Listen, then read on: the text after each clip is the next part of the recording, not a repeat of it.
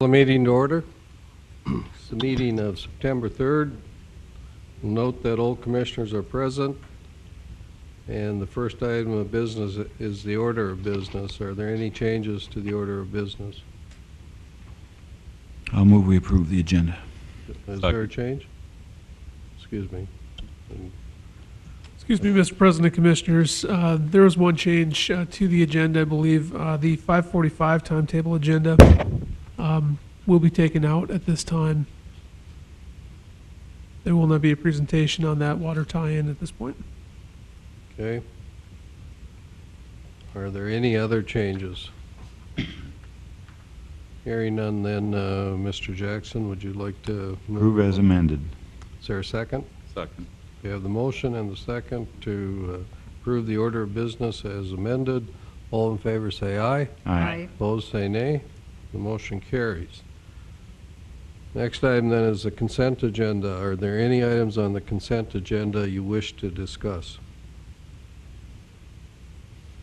Hearing none, would there be a motion to approve the consent agenda?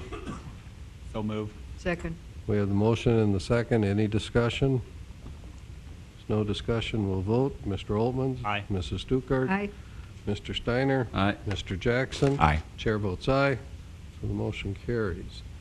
We'll now move to the non-timetable agenda, and the first item there is the presentation on the 2014 budget by Mrs. Johnson.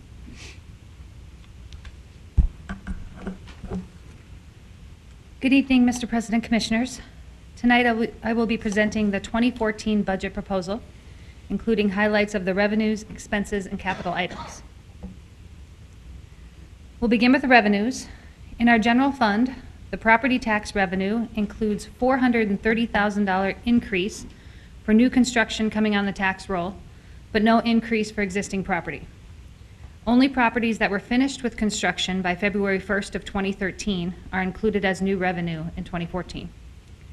The state legislature is requiring taxing districts to send a notice to all property owners if our increase in mills was greater than the zero increase number of mills. Based on this formula, our increase of $430,000 will not require a notice to be sent.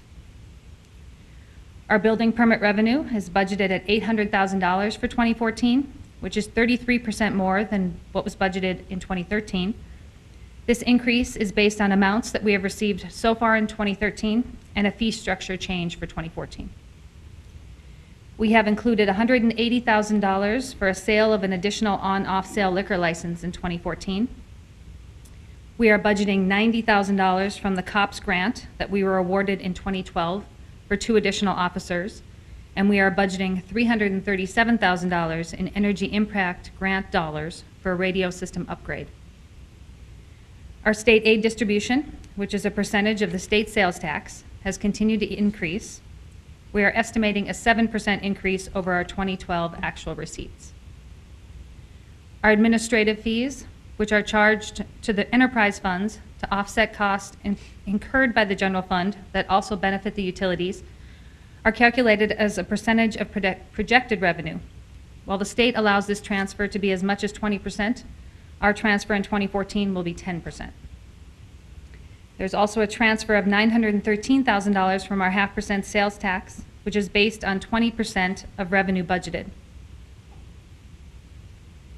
In our sales tax funds, we are budgeting a 4% increase in the 1% and 0.5% sales taxes over the amount we received in 2012, a 10% decrease in hospitality taxes, and a 30% decrease in occupancy tax for 2014. In our enterprise funds, we are budgeting a 5.5% increase in revenue due to growth. Our rate increases include 3% in our water consumption rate, our water base rate increase of 8%, a wastewater base fee increase for residential accounts from $5 to $7.50, a wastewater backup fee increase to 50 cents, a stormwater rate increase of 25 cents for residential and 50 cents for commercial, and a 4% increase to refuse. These increases in our enterprise funds will help offset or help finance several large one-time capital projects. Our average utility bill should increase approximately $6 per month. In our expenses, there is a 5% cost of living adjustment to the pay scale. A step was added to grades 1 through 3 for our non-exempt employees, and the grade distances from minimum to maximum have been increased. Our exempt employees are on a performance-based system with a 5% additional salary pool budgeted for 2014, and our skill-based pay was increased from $1 and $2 per class to $1.50 and $2.50 per class. We have 24 new staff positions in 2014. These include a computer tech to be shared with the county, 2 property appraisers, 2 police staff, 3 firefighters, 2 administrative assistants, 2 project managers, 1 street maintenance operator, a librarian, and 10 positions in our enterprise funds. As we grow, there's more and more pressure on our sales tax funds. Yes. When you said 14 or 24 new employees, is that in total? That's in total, 14 in the general fund and 10 in enterprise, correct. There's more pressure on our sales tax funds.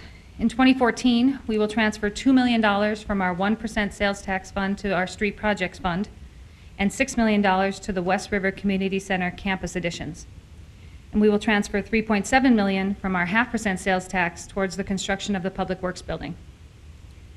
The transfers in our oil impact fund total $24 million to the construction fund, which is money we receive from our mining-related employment and oil and gas production tax. The construction fund includes the water reclamation facility, the Public Works building, the Public Safety Center, and our extensive infrastructure project list. We are also anticipating a 10-cent increase in our water costs from Southwest Water Authority. In our capital plan, our biggest items in both dollars and size are the water reclamation facility, the Public Works building, the Public Safety Center, and our infrastructure project list. This slide shows the projected funding sources for 2014, which include $24 million from state oil impact funds, $69 million from the state revolving fund loan program, $7 million from third parties, $3.7 million from the 0.5% sales tax, and $29 million from a bank line of credit. Our estimated expenses for 2014 include $13 million for the Public Works building and the Public Safety Center, $28 million for the water reclamation facility, $11.7 million for the West Lift Station and Force Main, and $83.5 million for the remainder of the infrastructure project list. Some of our other capital items include a tandem axle truck and a sander in our street department, 2 patrol vehicles for our police department, and a radio system upgrade for both public safety and public works, a development manual and standards and specs for the engineering department, a gator and 2 mowers for our building department, a security detection system at our library, a ladder truck for the fire department, replacing the registers in our water department, a landfill storage building, a twin-engine scraper, and several other vehicles. In total, our general fund budget has increased 9% over the 2013 budget, with the increase coming from additional staff requests and payroll. The budget for 2014 shows a $1.5 million use of cash in our general fund that we expect we will need to offset by oil impact dollars. Our enterprise funds do not require a use of cash, as their cash reserves are being used to finance the large capital costs that include the water reclamation facility and the anticipated landfill upgrade. Those are some of the highlights. Are there any questions? Are you transferring any funds at this point from the general fund to, towards the major building projects? From the general fund? Right, Not in 2014. not 2014, okay.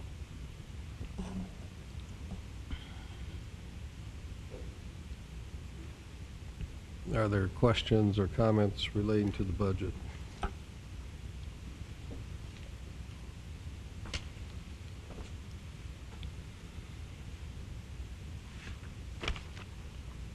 Well, for the public's interest, we did meet here a couple weeks ago for 4 or 5 hours on the budget. You did make a few changes from the budget that, or the draft that you showed the commission at that time. Anything too significant that you haven't already talked about? think I highlighted everything that we changed from that meeting. And then we will have a public hearing scheduled for the next commission meeting. And on October 7th, we'll also be approving the fee schedule that goes along with the budget.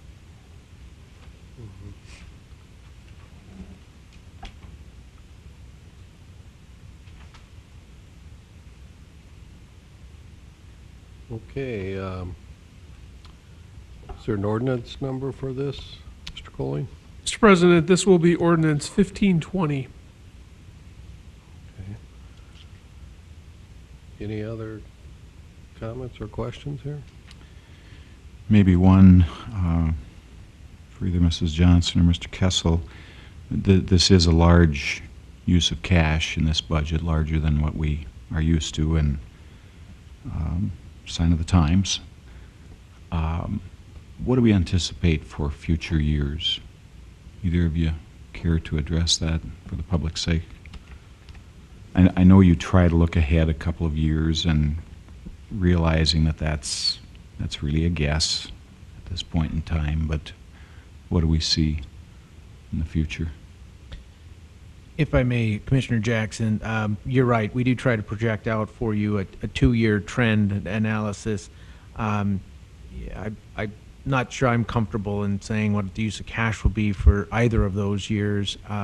We get into some legislative issues in that second year. Unless Ms. Johnson wants to address that specifically. Well, I'm not looking for a specific number. Oh, okay. That's not what I mean, but do we see it being this magnitude? I would anticipate that the project list, what's driving a great deal of the use of cash, of course, is our capital. And those one-time expenditures we anticipate will be financed by next year. And a big determination of moving forward is going to be how many additional capital projects the Commission intends to take on.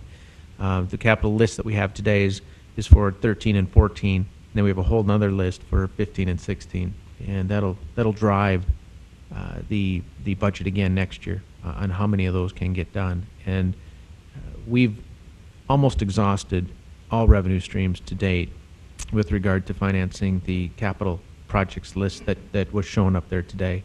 So in order to do additional projects, it's going to take additional revenue and probably the identification of a significant revenue stream in order to do more projects.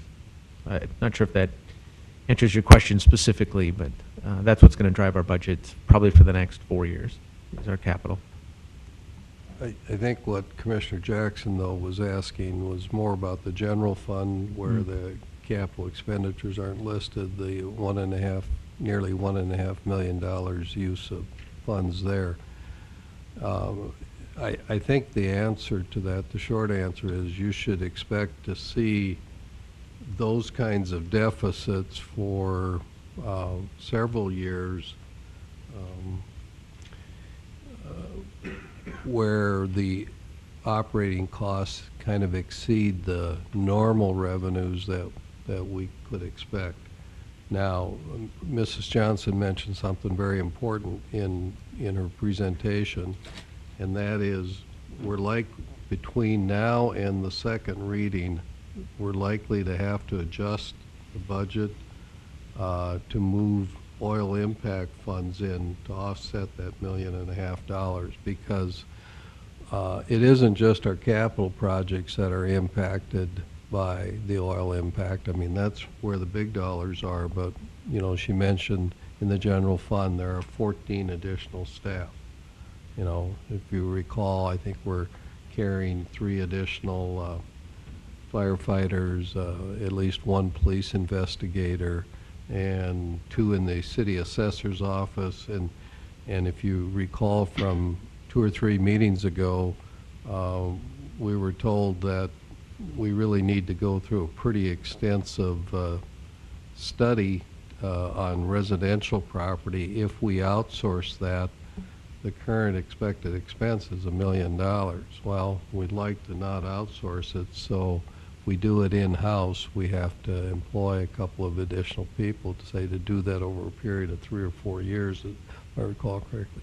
So our operations are being impacted significantly by energy, and it probably be unrealistic on our part to think that we could take all of our oil impact funds and apply them towards the capital projects. We have to apply some of those to operations. And so, you know, on the low end, we think that over the biennium, we're going to receive about $33 million in oil impact funds. If we have to, in that same biennium, use $3 million of that for oil impact in the general fund sense, I don't think that's out of line at all. But what she's showing you in this budget at this point is if you don't move any money from oil impact into the general fund, you would operate with $1.5 million deficit. But I think you're likely to see that scenario for some time. I mean, that's not going to go away until oil impact really, really moderates.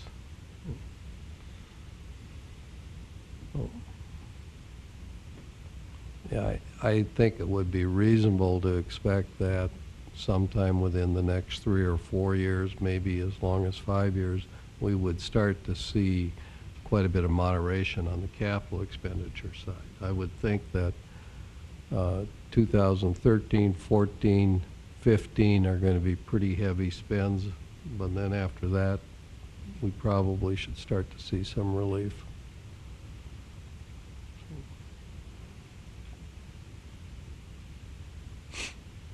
But you had in there borrowing how much from the state revolving fund? We show 68 million, that's with the additional projects from the infrastructure. 68, and we have $28 million. Was it 28 million on from a line of credit? Right, 29 million 29? we show right now. So 29 and 68 is 97, right? So we've been saying all along that when we get through, by the time the legislature meets again, we'll be carrying about $100 million in debt for financing these capital projects, and I think that's pretty accurate.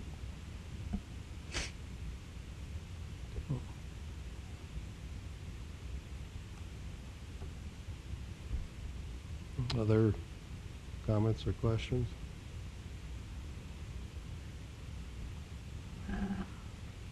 Well, and then, as has been our custom, anytime we have an ordinance, we do ask if there's anyone from the public that would like to comment. This is ordinance 1520. It is the annual appropriation and tax levy ordinance. If there's anyone that would like to comment on it now, you may do so. Just come to the podium, state your name, and we'll hear your comments. No one that wishes to comment. We will hold a formal budget hearing at our next meeting on this, so there'll be more opportunity to comment from the public. If there are no additional comments or questions by commissioners, Chair to entertain a motion then regarding the first reading of 1520. We have a motion to approve the first reading. Is there a second? I'll second. With the motion, a second. Any discussion? Hearing none, we'll vote. Mrs. Stuckert? Mr. Jackson? Aye. Mr. Altman? Aye. Mr. Steiner? Aye. Chair votes aye. Motion carries. We'll move to item B, which is the 10th Avenue right-of-way acquisition, and I think Mr. Colling is going to introduce this item. Yes, Mr. President, Commissioners, the proposed right-of-way agreement before you is an agreement with Richard Corte and Martha Corte. They are the landowners on the east side of 10th Avenue West between approximately 29th Street and 34th Street. The city is going to be constructing 10th Avenue West on that stretch. I believe the bid letting is in October, and that will be constructed starting next spring and summer. This agreement acquires the right-of-way, all of the right-of-way on the east side of the center line of that road, and the total cost of the agreement for acquisition of that right-of-way is $10,000. City staff would recommend approval of the agreement. This would be the last agreement that the city would need to approve regarding the acquisition of the right-of-way for this road. I'd be happy to answer any questions you may have, Mr. President. Thank you, Mr. Colling. Any comments or questions? Mr. Colling, you're looking then for a motion to approve the agreement? That's correct, Mr. President. Is there such a motion? Is there a second? Second. Any discussion now? There's no discussion. We'll go ahead and vote. Mrs. Stuckert? Mr. Steiner? Aye. Mr. Jackson? Aye. Mr. Altman? Aye. Chair votes aye. Motion carries. Item C, the KLJ contract for development impact fees. Mr. Colling? Yes, Mr. President, Commissioners, this proposed agreement is a task order with KLJ. KLJ is going to be assisting the city in closing out the development impact fee program and making an initial determination of the assessment amounts to each parcel. The Special Assessment Commission will then meet to review those proposed assessments and confirm those. And then those final assessments will come before this board in order to tack those costs onto individual properties. In the main, these are for local roads, water and sewer infrastructure that were put in by developers in some of the newly developing areas around town. As I said, KLJ will be completing this agreement, and we anticipate the work on this will be done and completed within about a month or so. City staff would recommend approval, Mr. President. Thank you, Mr. Colling. Any comments or questions? So, Mr. Colling, that's still time to make this year's tax rolls then? That's correct, yes. And Mr. President, if I may, there are a couple of developments that use development impact fees who are not included on this list. Those are projects that we have not paid out reimbursed money to developers because of some outstanding issues with acceptance of the infrastructure. So those final projects, I believe there are 2 or 3 of those final projects, would be assessed then for the next tax year. And we anticipate going through a similar process as this one next year to close out those final projects. Okay. Any other comments or questions? Is there a motion regarding this item? Motion to approve. Is there a second? Second. We have the motion, the second. Other discussion? Mr. President, I'll abstain from the vote. Okay. There's no other discussion, then we will vote. Mr. Altman? Aye. Mr. Steiner? Aye. Mrs. Stuckert? Aye. Chair votes aye. Mr. Jackson abstains. Motion carries. Item D has to do with the sales tax revenue bond rating from Standard & Poor's Rating Services. Mr. Colling's going to introduce this again. Okay.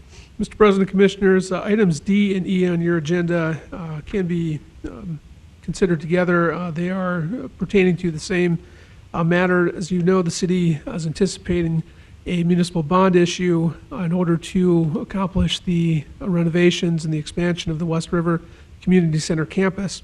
In order to issue that bond, the city needs to acquire a bond rating, and we have talked with Standard & Poor's Rating Service in order to issue that for us.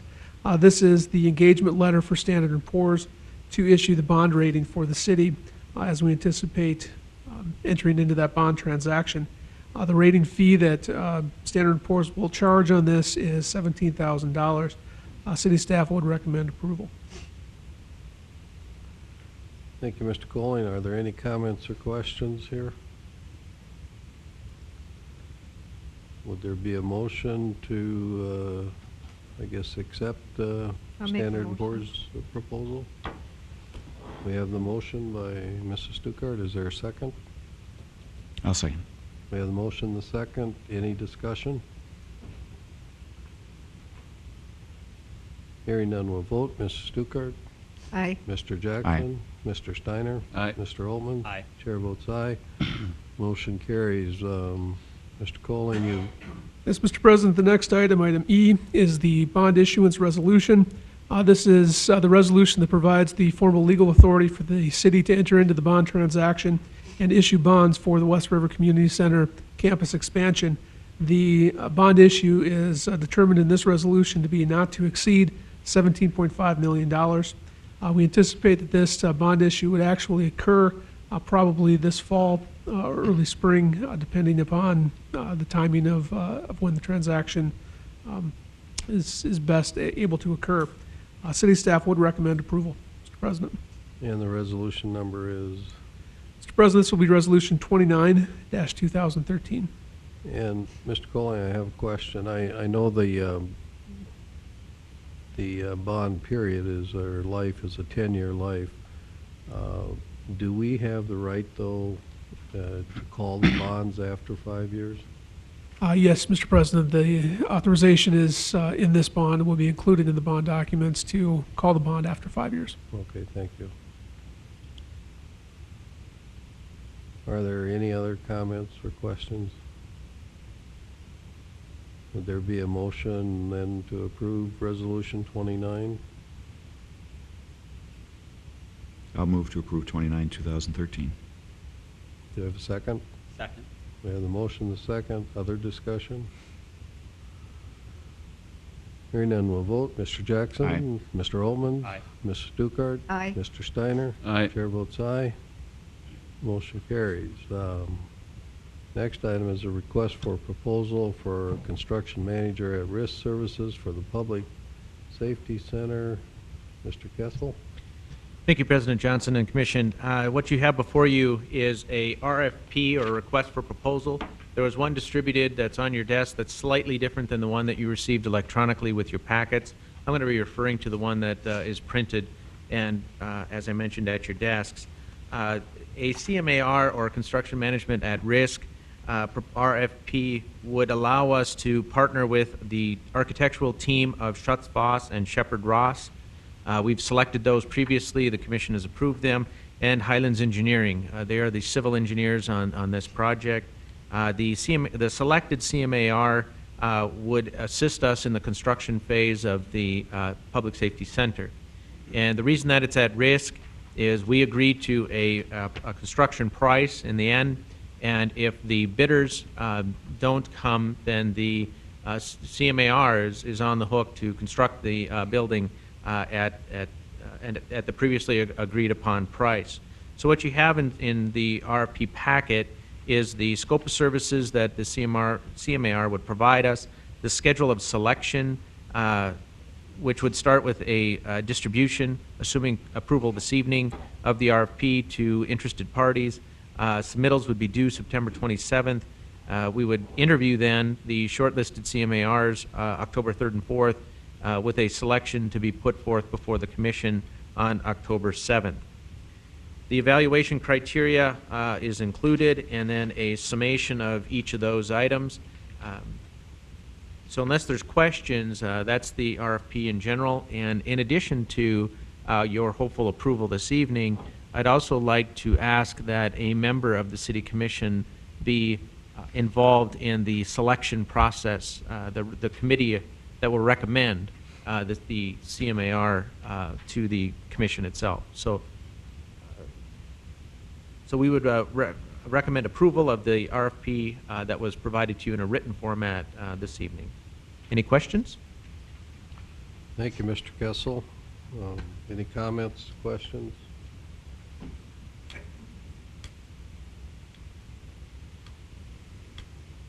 Well, assuming that we vote favorably on this, do we have a commissioner or commissioners? We could have up to two, I imagine, that would like to do this. I would volunteer since I started the project with the group. I'd be willing also. All right, well, we have 2 volunteers over here. Do you 2 want to take them on at all? You're good? All right, well, so then we'll go back to the RFP. Would there be a motion to approve the RFP that was presented to us? I'll move that we approve the RFP. I'll second it. We have the motion, the second. Is there any discussion? Hearing none, we'll vote. Mr. Jackson? Mr. Altman? Aye. Mrs. Stuckert? Aye. Mr. Steiner? Aye. And chair votes aye, and you will have 2 representatives from the commission then. Is that okay? Thank you very much. I appreciate that. And we'll get in contact with you with regard to schedule. Mrs. Stuckert, Mr. Steiner, I'm going to squeeze one more item in here. It's not 5 o'clock on my wristwatch yet. And that's item G, the Dickinson Public Library roof bid, and who's presenting that? I can do that, President Johnson. The library has had some issues with leakage from their roof. They've been trying to identify a source and then also someone to repair that. They went through solicited bids. This is the one and only bid that was provided to the library to repair the roof. And because of that, it is our recommendation that we approve this bid. They've had a very difficult time in trying to solicit bidders for this project. So, and it is incurring additional damage every rainstorm we get. So we're better off repairing it as soon as possible. Is this leak over the new addition, or is it part of over the Carnegie? The roof would actually be replaced on all of the library, new and old. So it would be a complete renovation. On the new part, it isn't that old. It may not be that old, but there's issues with the roof in total. We did have Mr. Shelter did go up on the roof and review the whole thing and identified issues with the whole roof. Are there any warranties that remain on this roof? Not sure if Attorney Coling would like to address that. No. Really? Tina's here,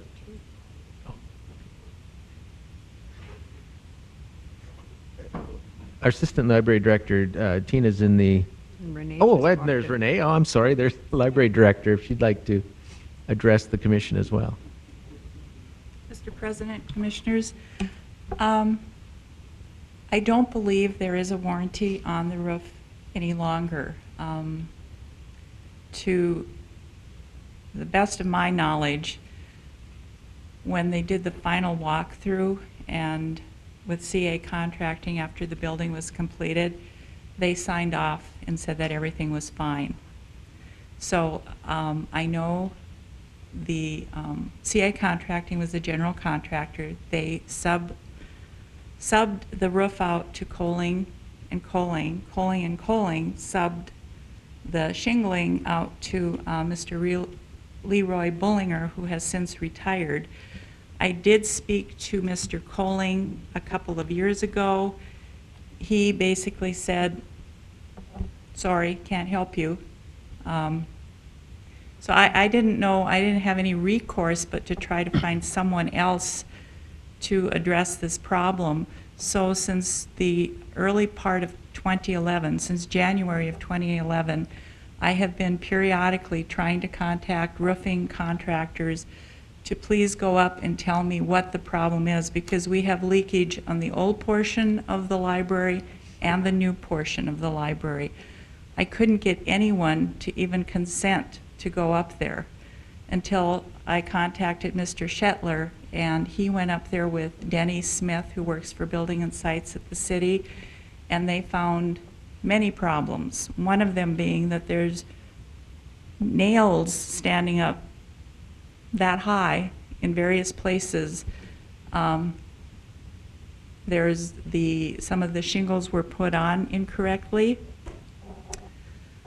There's an ice barrier up there that I understand when it was installed, whoever did it, as Mr. Shetler said, they didn't know what they were doing because they took like a box cutter and cut through the shingle into the ice barrier, which causes leakage also. The gutters are not placed correctly. There's just a lot of problems with that roof. And I don't really know what our recourse is at this point.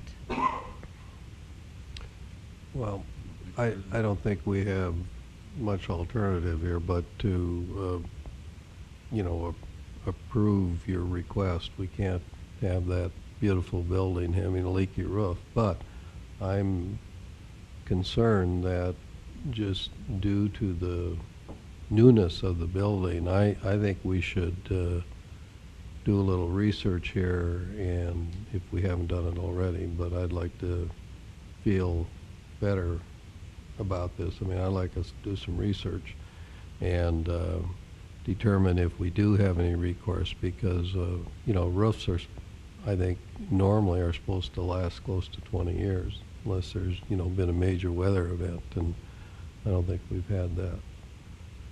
So I think our recourse is to go, you know, research this and probably go back with our architect and our general contractor. They're the ones that, in my view, ultimately would have some responsibility. So, but thank you for the explanation. Thank you. Renee, we also had an inspection done last year, didn't we? We had Malzahn go over, and he Yes, told us yes, pretty much. Yes, he was up there also, yes. Mhm. Yeah. Thank you. So any other comments on this item? Can we go ahead and approve the bid proposal? I'll make a motion to approve the bid. I have one question, I guess. The contractor's license bonded has been checked out in those regards? Insured? Yeah, Commissioner Altman's, we wouldn't hire anybody any longer that doesn't have proper licensure, so very good question, though. Do we require a bond on this project? I wouldn't think, not this size, we wouldn't require a bond, would we, Mr. Foley? We have not required a bond or done that on this size of a project. Typically, our threshold is $100,000 is the point at which we would require a bond. Couple things that I caution against is, you know, here they're talking about a 30-year certainty shingle, which I'm assuming is a warranty type. 35 years in my business, I've never seen anyone go after a shingle manufacturer. I would like to make sure that it is a commercial shingle and that I think they come in pound weights and that it's an adequate weight, thickness that should be on that building. I don't know if they're all still the tab types, but we see a lot of problems with the tab shingles as to when they're put on, and of course, the biggest reason they say they fail is because they're put on at the wrong time. We just see that so much. So, you know, every time I see, you know, this kind of cost in shingles, it should be split out between the actual cost of the shingles and the labor there, just to make sure that we're getting the top grade shingle. Did we get any outside help on this, like an engineer or someone like that? To design the, no, we did not. About, Mhm. I think we can go ahead and vote the approval, but I think with the understanding that, you know, you make sure that the points Mr. Steiner has raised are satisfied, that we are putting on something that's going to last here for quite some time and do the job.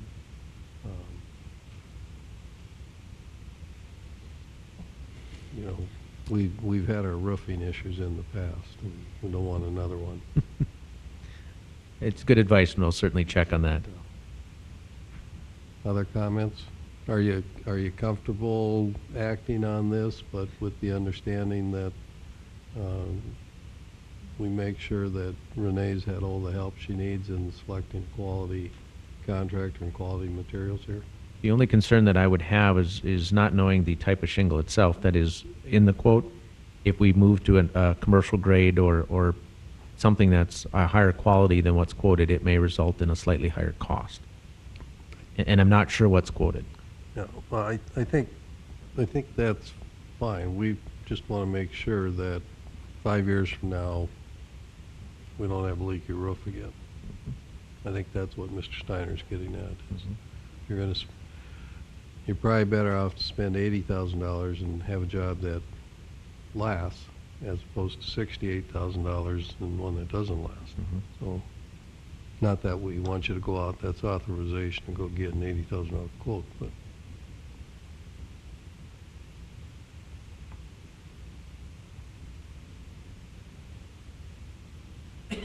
am I on thin ice out here, Mr. Cole? Excuse me? Are we walking on thin ice out here? No, we have an ordinance that allows a change order. There's a certain percentage that I have authority to change. So if it exceeds that, we might have to bring it back to the commission, but if it does not, then I can simply use that authority to award. All right, well, we've got a lot of timetables here, so if we can act on this, fine. If we can't, we'll just carry it over till after the timetables. Would there be a motion to approve? Move to approve. Do we have a second? Second. Further discussion? Hearing none, we'll vote. Mr. Steiner? Aye. Mrs. Stuckert? Aye. Mr. Jackson? Aye. Mr. Altman? Aye. Chair votes aye. Motion carries.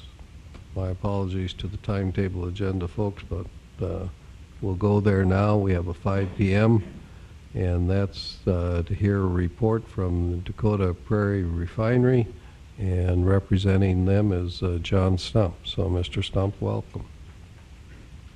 Good evening, President Johnson and Commissioners. Thank you for your time this evening. I'm John Stumpf of MDU Resources. I'm representing the owners of the Dakota Prairie Refining Project west of town.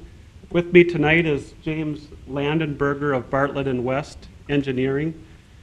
James, in consultation with the City of Dickinson and then its engineer that's designing the wastewater treatment plant at Apex Engineering, has been working and doing a lot of the development and design work on the projects that we want to present to you this evening. And if I may, I'd ask James to pass out an executive summary of the two projects being the industrial water supply project for the refinery and the agreement that would provide the refinery access to the municipal wastewater system of the City of Dickinson.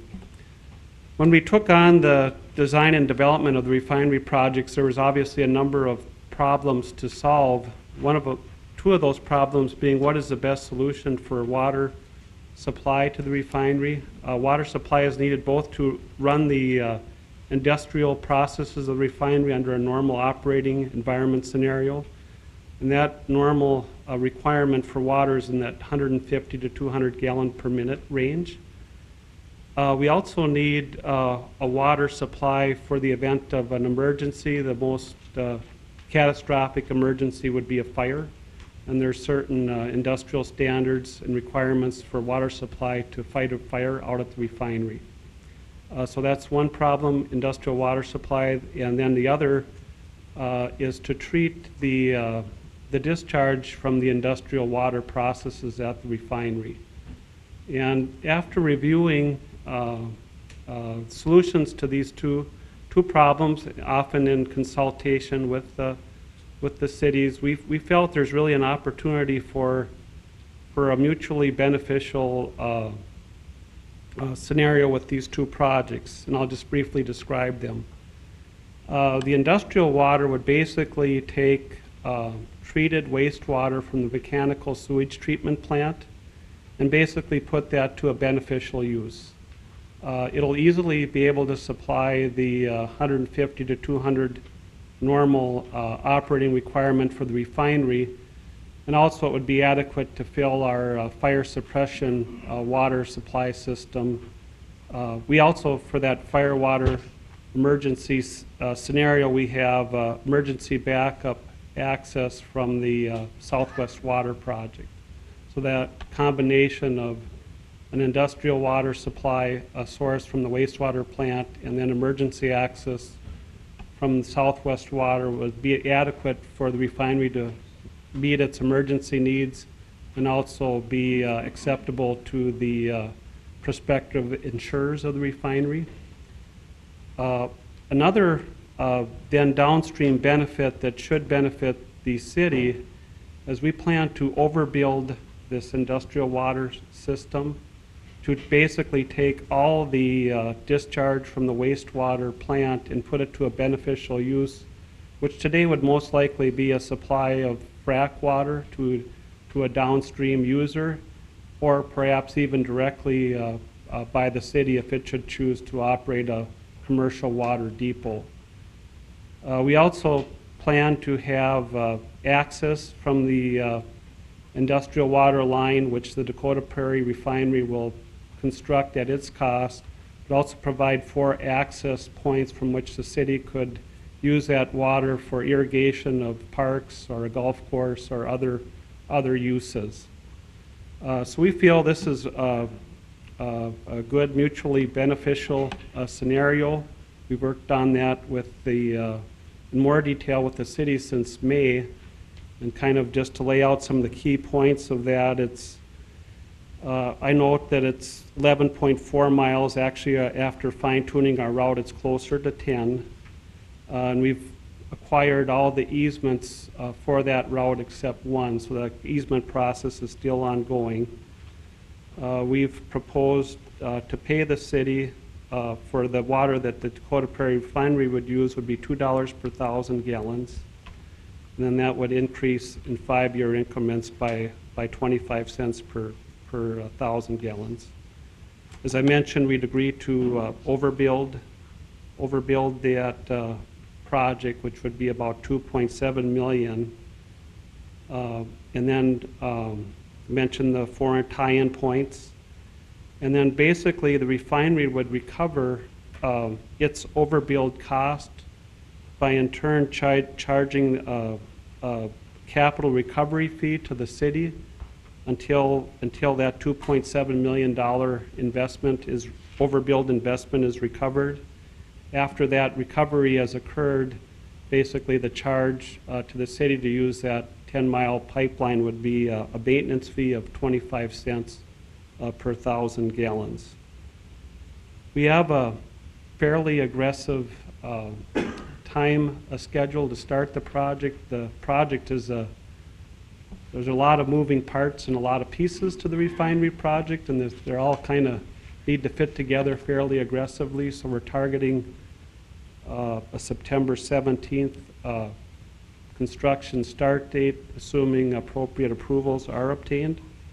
And then we feel this whole system would be online roughly in conjunction with the timing of the wastewater plant coming in service in October 31st of 2014. Our targeted date to get the refinery operational is December 1st of 2014. And we hope to start the commissioning process in September of next year. And that contract would have a 10-year term and then would be renewable at the refinery's option. Basically, the wastewater treatment piece of this actually ties in with the planned service and tie-in to the city of South Hart. Basically, what the plan would be is we being the Dakota Prairie Refinery would be granted access to the municipal system of Dickinson.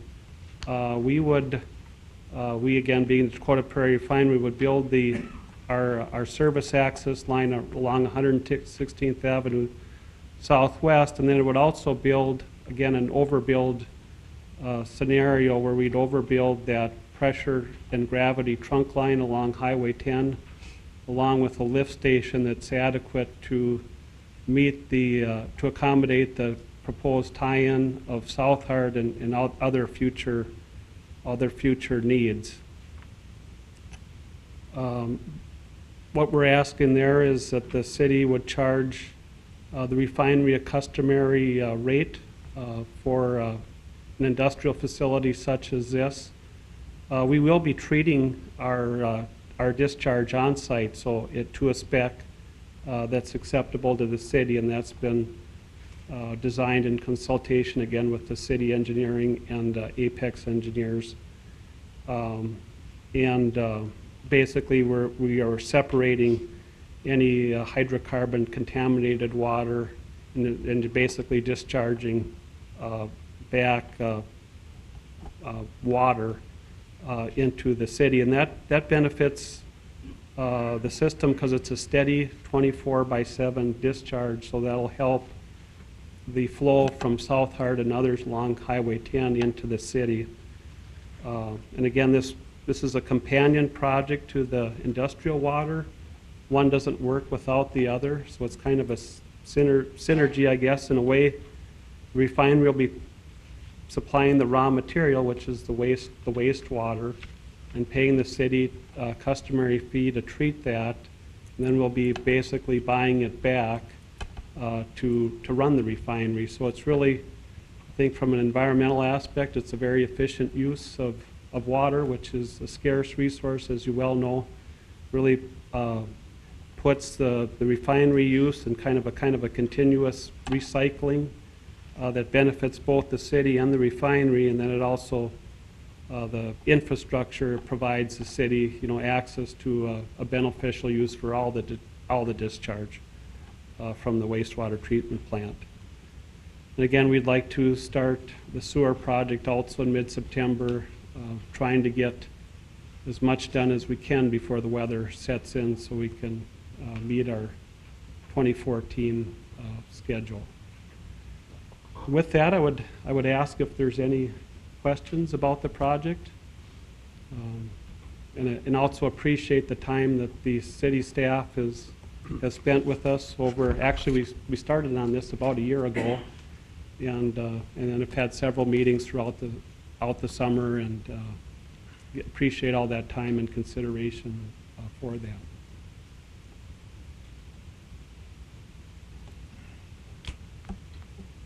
Mr. Kessel, are you asking for action on these two agreements tonight? President Johnson, we would like to see, in keeping with the schedule that we've gone over with DPR, Dakota Prairie Refinery, we would like to see the City Commission take action this evening. It does facilitate the construction of the project. Okay, well, I just, then to conduct the rest of the meeting in regards to this issue, we'll have to ask Mr. Jackson to conduct the meeting, and any discussion or votes I have to abstain on. So, Mr. Jackson, would you take over?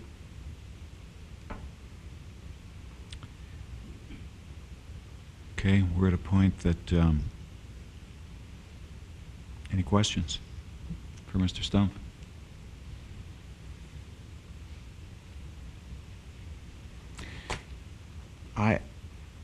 I do have one, and maybe not for Mr. Stumpf, maybe for Mr. Zuroff or Mr. Watson. I thought the agreements were really well done. I think it shows a lot of good give and take. I think the concepts make a lot of sense, both for the city as well as the refinery. The one thing that got my attention was Section 7 in the Industrial Water Agreement. And Section 7 is the one that outlines the parameters of water quality. First question I'd have is, did our consultant specifically look at that and is comfortable with that? Mr. Jackson, yes, the water quality on both sides were looked at. That was looked at by our Apex consultant and discussed the parameters and values with the State Department of Health. I know that sewage treatment plants can hiccup. Yes. For a number of reasons, they can hiccup. And you know, we could have a one-time situation that we don't meet those standards, although I think, I think the standards are pretty reasonable. That was one thing that was discussed quite a bit, and I believe, I can't find it in here, that it does say that there are, if there are problems with the water reclamation facility, I don't know if I can find it right away, that was discussed, that we didn't want to put ourselves in a back against a wall, that if we did have hiccups, that we wouldn't be you know, in trouble, I guess, with the DPR. In the event of that, that's where the emergency access from the Southwest Water Pipeline is important. We also have we'll have a week's worth of water storage to run the refinery, as well as we are required at all times to have enough water stored to fight a fire for 8 hours. We have a fair amount of water storage out at the refinery. So between having emergency access, quite a bit of water storage at the refinery itself, we feel that we're adequately covered. We also have a kind of for the quality of the water we get from the wastewater plant, we also have a treatment process that's kind of redundant at the refinery as well. So we do have a lot of built-in, I guess, safety nets. Okay. That was the only thing that caught my eye, just the concern about quality guarantees. And then on our plant side, we have quite a few redundancies built in, that if our plant went down, we have some alternatives as well. Well, yes.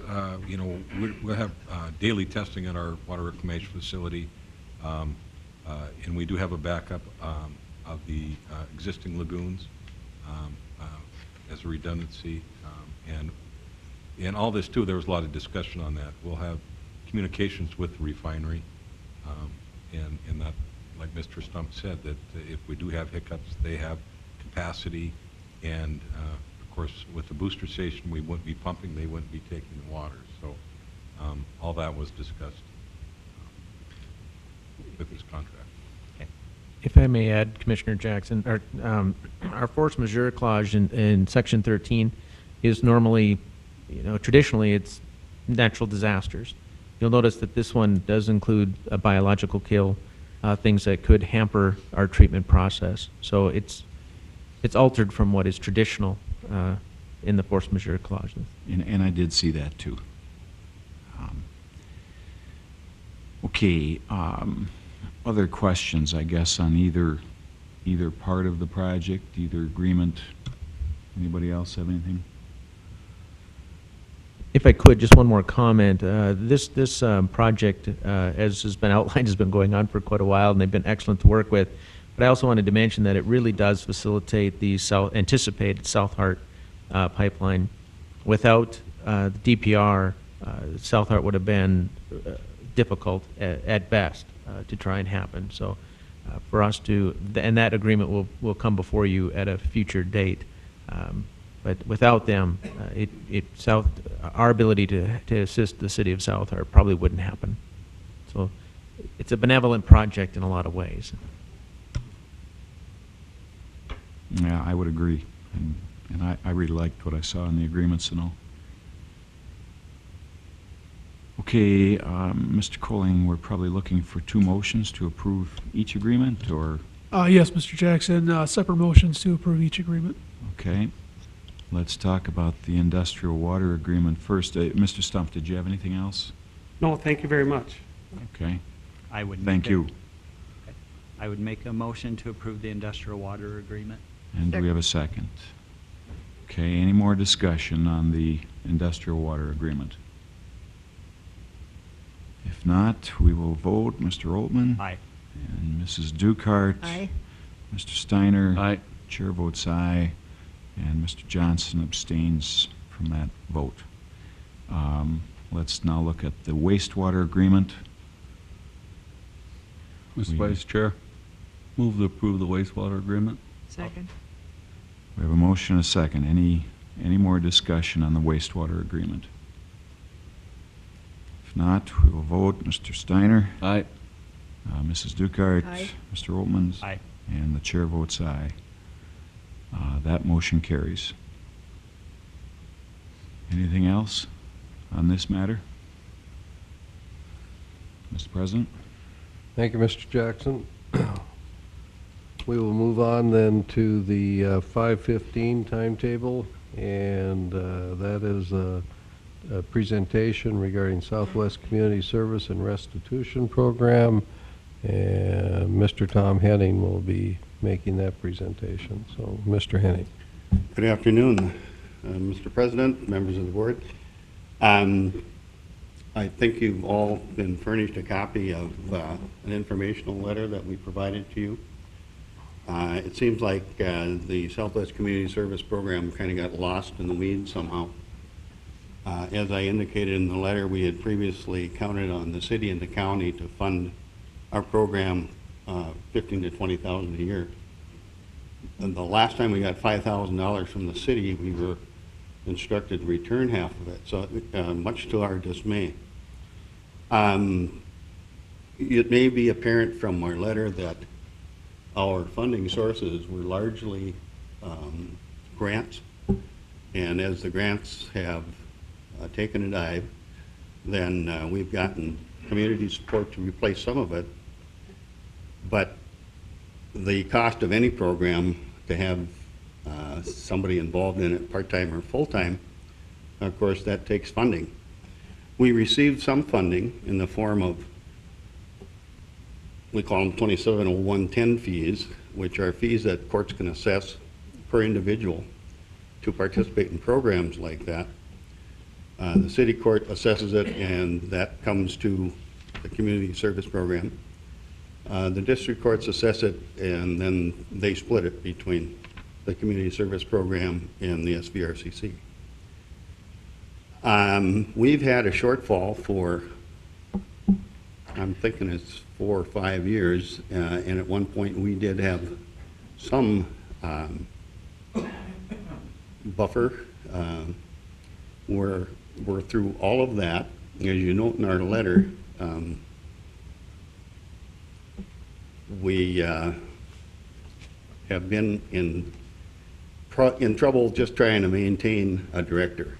As of today, unfortunately, we are informed that our director found another job in Glendive, and so we will be without a director by Monday. What we do is largely set up circumstances for the provision of labor to community and charitable purposes, whether it's picking up garbage or cleaning things out or whatever kind of things. I think Colleen Rodakowski, who is here, could tell you about some of the jobs they've had done. I'm not sure if Ms. Olheiser is experienced in that. I am not experienced in that. I've never had any of that kind of thing dedicated or directed to, except for perhaps some courthouse cleanup. But as you look at the letter, if you have, the statistics in there, when you look at the thousands of hours of time that have been contributed to, whether it be public cleanup or whatever kind of other project, the lion's share of those hours have been spent in Dickinson and Stark County. The lion's share of the persons who have been participating in the program come from the county, the city court, municipal court, and the district court. And so the city court are more or less directly citizens of the city. And I'm going to guess 80% of the ones in district court are residents of the city.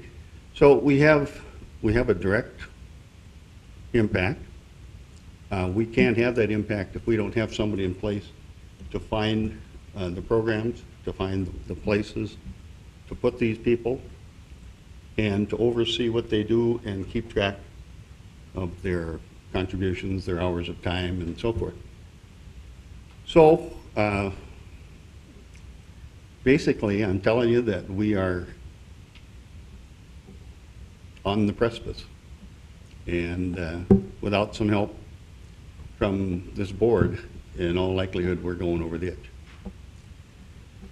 I think all of our board members are present or accounted for. Mr. Tomanek is in Bismarck, at probably the same area that Mr. Tui is, seeking other grant money for their specific purposes.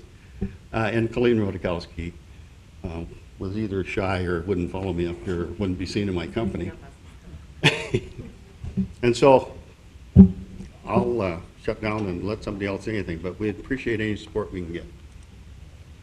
I'm, excuse me, I'm Margaret Olheiser. I'm secretary for the board, and I've served on the board for several years. And if you've had any experience with people who are working with community service, it's a wonderful thing because some of them realize that work can be fun, and they didn't think it ever would be. They can become responsible with the opportunities they have in working for nonprofits, and it's a win-win for them. It's less expensive to have them serve community service than it would be incarceration, plus they have the opportunity to learn some employability skills, and lots of them have been hired and received positions at the places that they've served. And I'm Colleen Rodakowski. I've been on the board, I want to say about 10 years.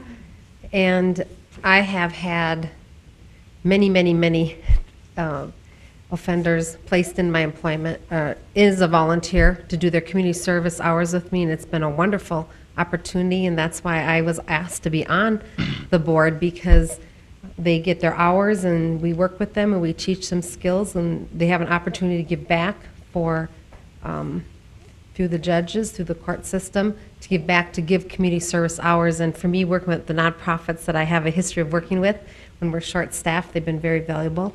I use their skills, and not just use them for just cleaning, but I like to use where their skills are to help them learn responsibility to show up on work and to pay their debt back to society. We'd be happy to answer any questions, or try. I guess I have a question. The money that you're asking for would be, you know, a Band-Aid and a quick fix to get you through. Where's the board moving forward, and where are you seeing yourselves budget-wise or other forms of monetary assistance to help you not only make it through this year, but to continue to thrive too? There is some funding that we receive from the legislature. That's not a great deal. I think this year we got $13,000. Anything else is probably going to end up where we're going to essentially be a part-time program. So we're going to have to have less hours. We're going to be open less. It's not going to be probably a full-time open position any longer. So insofar as the other funding other than I've described to you, we receive funds from most of the Southwest community. A few hundred from cities, a couple of thousand from a county. Stark County is also the largest contributor in that respect. Well, the last time that I was here would have been when our former program director was still on, and she's retired a couple of years ago, but Ms. Fowl kept track of all our statistics and so forth. I believe at that time the city funded us at $6,000. So we were hoping to go up instead of down, and so when I say we got lost in the weeds, we didn't know what happened, and apparently, you know, Eileen retired, and nobody picked up the ball. So we're here saying we're trying to pick up the ball somewhat late. Mm-hmm. Is there any opportunity for you to partner with an organization like RSVP that does volunteering coordination? Is there any way that there can be some synergy there, or is it totally different because it's court? Yeah, I don't know. The people that are assigned to this it's part of a misdemeanor sentence in most instances, misdemeanor or infraction, so it's a quasi-criminal kind of thing. It's not quasi, it is. And so these are judge-ordered hours. So in that respect, to the extent that a director could review them and see about the utility and availability of that, I think that's something that very much could be looked at. Oops. I have a question for anyone, or all three of you can answer it. Do you have, like, repeat offenders versus, you know, if you give them community service versus jail time? Can you tell the difference? Well, Commissioner Dukart, generally speaking, this was in lieu of going to jail. Right, but if you didn't have the community service and they went to jail, the ones that are in jail, are they more apt to commit another crime versus the people that actually had to go out and clean the streets or learn some responsibility? I can't say that we've seen any of the people that went through this program come back as reoffenders. Okay, good. That's my question. Mr. Henning, Stark County, how much is their contribution, financial contribution? It's about $9,000. Per year? Yes.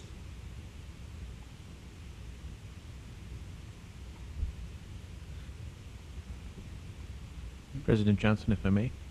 Yes, Mr. Kessler. I have a question, and I think, Mr. Henning, you're probably the one to answer. In the letter, you indicate that in 2010, there were 111 clients and 2,700 hours worked, slightly over that.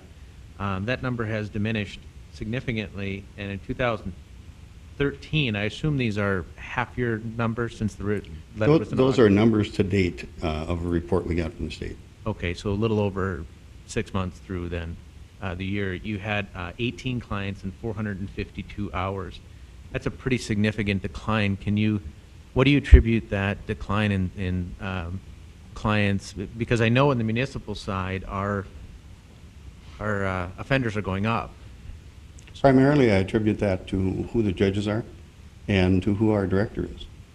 And so the circumstances have been such that the person who was primarily the contact person ended up becoming the director.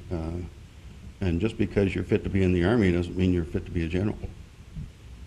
But as far as anything else, we had warned the system that we were in dire straits financially and actually told them the shop was closed for a while.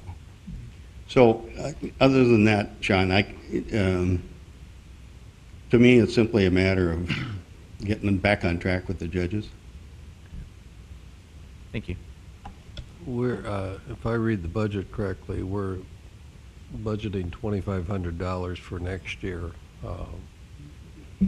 So you obviously don't think that's enough. What do you think it should be? You know, anything you do is going to be useful, but if we don't get something in the neighborhood of $5,000 to $6,000, we are going to be on our ear. One of the issues I have with the funding of these programs is, you know, you go to the county, which I think is a good place to go. But, you know, we're probably, the city population is probably 60–70% of the county, at least when it comes to the tax dollars. So if you get county funding, you're actually getting city dollars through that, and then you come and ask again from the city, which of course is 100% city. So it's kind of like we get double taxed in a way. So may I ask then, do you ask that same question of the rest of your beggars? Yeah, we do. Because we ask the same question, for example, with Sunrise Youth. That's Yeah. another question. I mean, that is, and I know you probably weren't here to hear our budget discussion, but our general fund, without transferring oil impact money to it, will be operating a deficit of $1.5 million.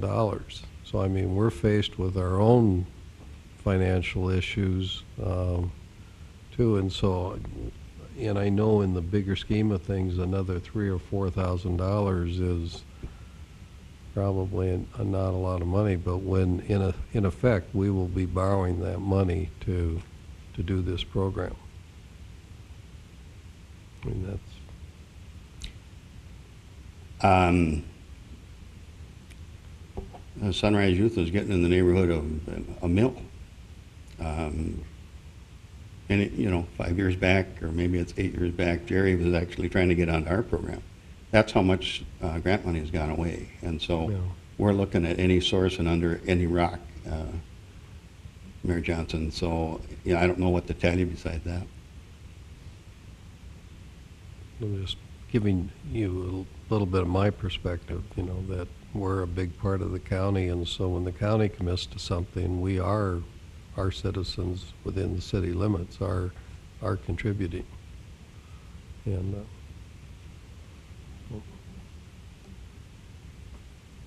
Anything else? Mr. President, I remember when Ms. Morosco, Ms. Fowl? okay, did she request 5,000 at her request? Oh, Tony? Tony Morosco? Yes, Tony Morosco. Did she originally request 5,000? I don't remember her original request number. Finance Director Johnson is waving her hand at that 5 is accurate. Okay. Yeah. 5 is correct? Yeah. Okay, so the first concern I had when I thought we approved some, which was the 2,500, but in your letter you stated that the city has been non-existent, so, I don't know. We didn't get anything last year. Pardon? We didn't get anything for 2013. We got 2,500 in 2012. We thought we got 5,000, and we were instructed to return 2,500 of it. Mr. Henning's correct. In 2013, they did get 2,500. In 2012, they were not in the 2013 budget, and they're slated in the current budget to get 2,500 again in 2014. Okay. So then my other concern is when I see that 2013 to date, 18 clients and a budget of 55,000, how do you explain that? I mean, we're looking at 18 clients, 3/4 of the year gone. Because we have reached a position where we did not have a director who was on board that could do everything. And so, insofar as the fall off of assignments, that's just a matter of going back to the judges. So if you go back before the 18 kill and look at what's there, is it 111 or 120 or 130 or 148? So what I'm saying is that's But the 55,000, I guess I can't remember your expenses that she presented at that time and so on, but 55,000, I'm trying to see why the cost is 55,000. we had a director and we had the You had a part-time program assistant, person that did the lineups, and it was primarily salary and insurance in order to cover job sites. And the rest of it was rent and office supply type stuff.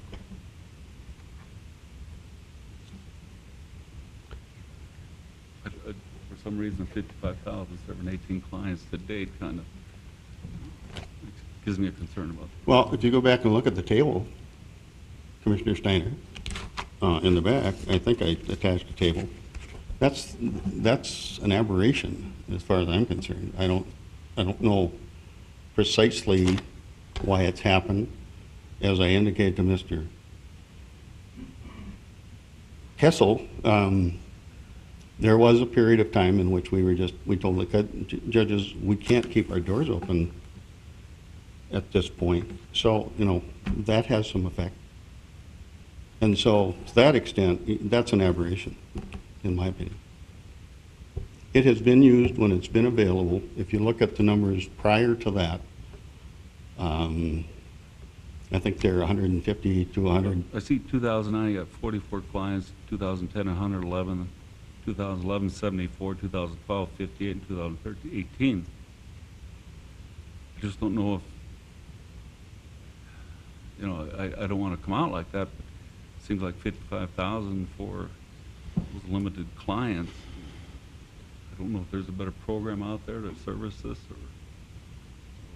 or what. I mean,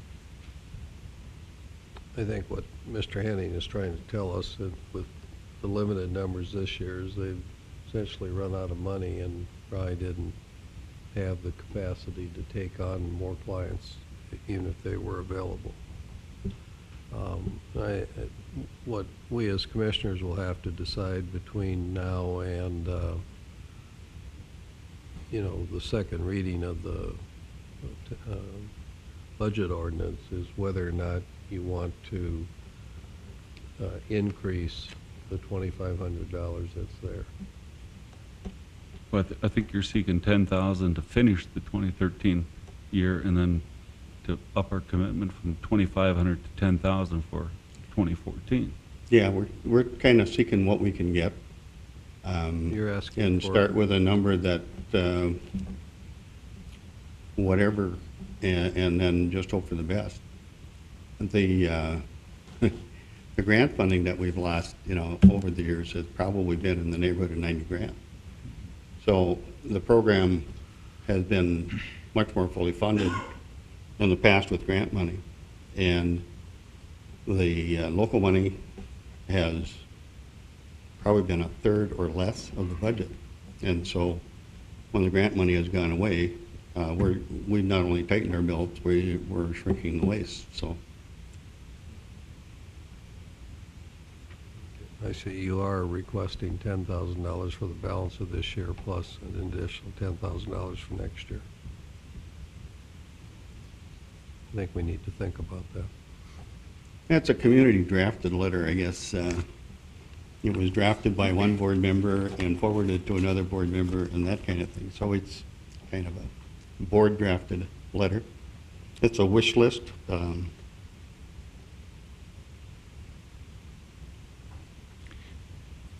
Are there similar programs around the state? Are they funded the same way, Tom? Yeah, they are, effectively, and yeah, they are throughout the state, every major city. And to the extent that there's a state organization, and everybody's feeling the same kind of pinch. And if the program didn't exist, I assume judges would just not be Yeah, using community service. You wouldn't see it, it wouldn't exist. I think it was started on a federal grant in the early 80s, and then since that time, it was great for a while. And then as the funding dries up, the ability to keep staff, to keep job sites available and to keep track of offenders getting to job sites and so forth, that has diminished. And so in the end, we ended up burning up our budget surplus searching for other funds. The state last year maybe doubled it from the time before, but then they split that through enough programs to where our cut was about 13,000. And it seems to me that the budget allowed was around 350,000.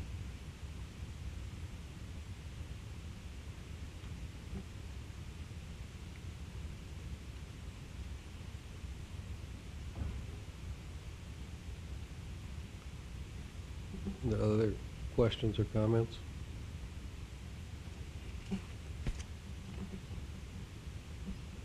Okay, thank you. Thank you. I'll ask if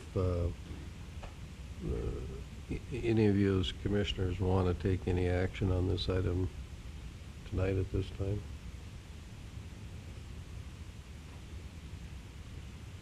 Okay. Hearing silence, I'm going to go on to the 5:30 timetable item. That's rezoning petitions, and I think Mr. Curtin, you have both these items? That is correct, Mr. President. Mr. President, Commissioners, the first rezoning petition we have is from rural residential to community commercial. The site is approximately 6 acres. It is located at the northeast corner of the intersection of 21st Street and State Avenue. Planning and Zoning Commission and city staff recommend approval contingent upon the 3 attached conditions that are inserted on your adopting ordinance tonight. Okay, thank you, Mr. Curtin. Mr. Colling, This has a number, Mr. President, this will be our ordinance 1521. 1521. 1521. Okay, so this ordinance 1521, if there's anyone from the public that would like to comment regarding this ordinance, you may do so now. Just come to the podium, state your name, and we will hear your comments. There's no one from the public. Are there any comments or questions by other city staff or city commissioners?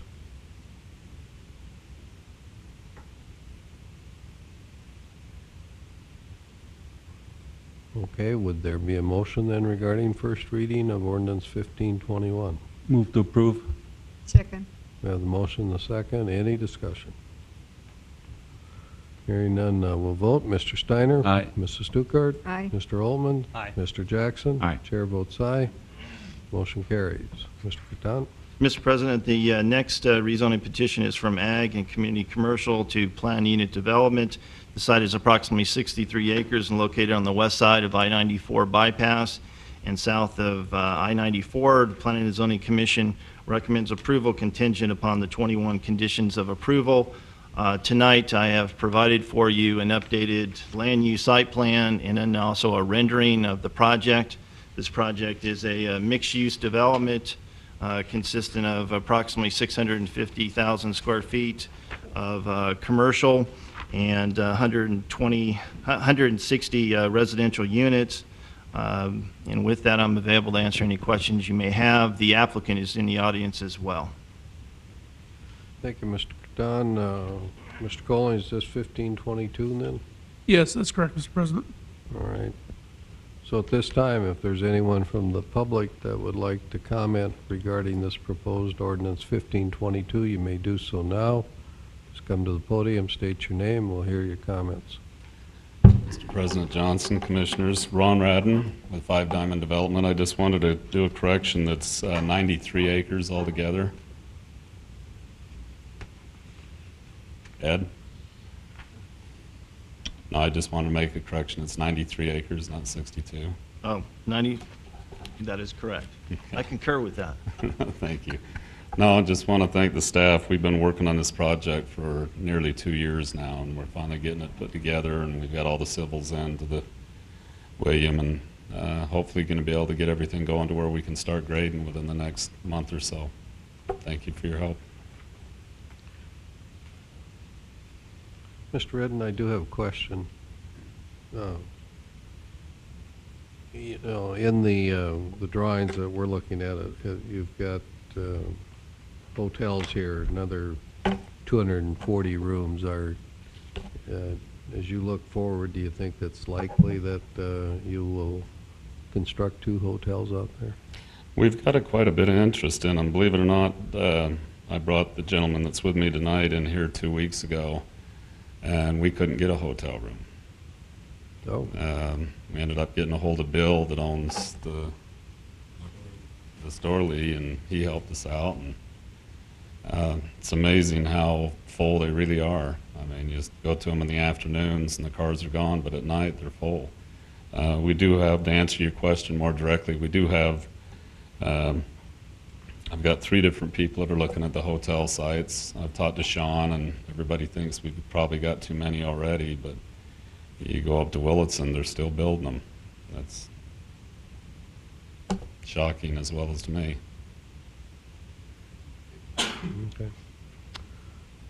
Any, as long as he's up there, any other questions or comments? I just have one thing, Mr. Redden, that the theater, the outdoor theater, that whole section, is that all for cars parking, or what is that? Yeah, we're the theater. That's an indoor theater. It's a 10-screen indoor theater with 2 pads, 2 restaurant pads out front, which would have shared parking. It hasn't been approved yet. Everything's got to go through Mr. Catan, and as far as the parking quantities and shared parking with the restaurants and the theaters. But we do have some great interest on the theater out there, and it'd be nice to have a theater up here.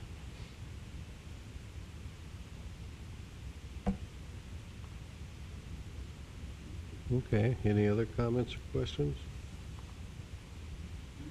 All right, thank you. Thank you. Is there anybody else from the public that would like to comment on proposed ordinance 1522?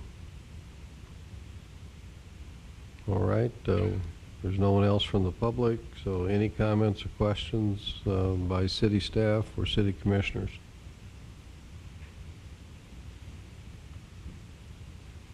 Would there be a motion regarding the first reading then of ordinance 1522?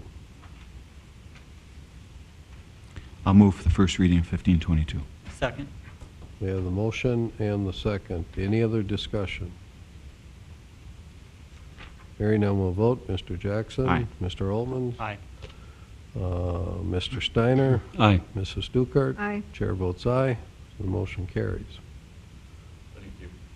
You're welcome. That brings us to 6 o'clock, and we have a timetable item there. This is Mid-Continent Cable Television franchise. This is also an ordinance.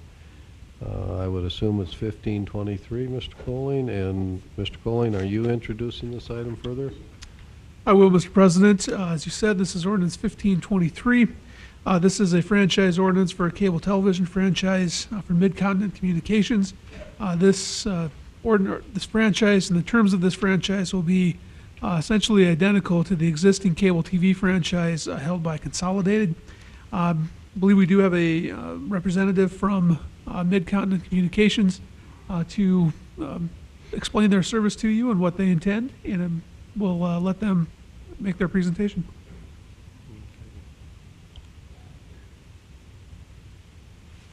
Good evening, Mr. President, members of the commission, staff. My name is Dan Nelson, representing Mid-Continent Communications, Director of Governmental Affairs. With me tonight is Daryl Reggie. He's the Director of Regional Operations for this portion of North Dakota. We are pleased to be an applicant for a franchise in the city of Dickinson. We're excited about bringing state-of-the-art phone, data, and video services to town. It is a process that will take some time. I'm sure we'll be in touch with you often and throughout the process. We did send up information last week, packets of information on our company and our leadership and our ownership.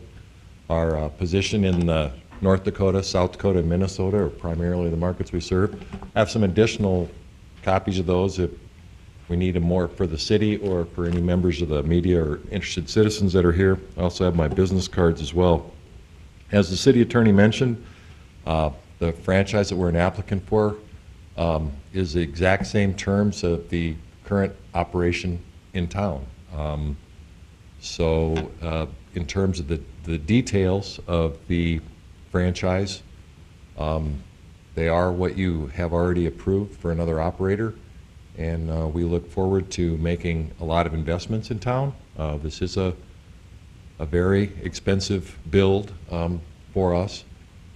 It will take into 2014 to be completed, and again, we operate in 330 communities throughout this region, and we're anxious to add Dickinson to the list. I'm primarily a paperwork person, but myself and Mr. Reggie are available to answer any questions you have, or if tonight is the start of an ongoing dialogue as we go through this process, that's just fine. We welcome that as well. Mr. Nelson, do you intend to try serve every citizen in the community? I mean, are you building out throughout the entire community, or are you just building out in newly developed areas? No, our intention will be to serve the entire community. In other markets where we've been the second entrant in, we have not tried to take advantage of the newer part or only certain parts.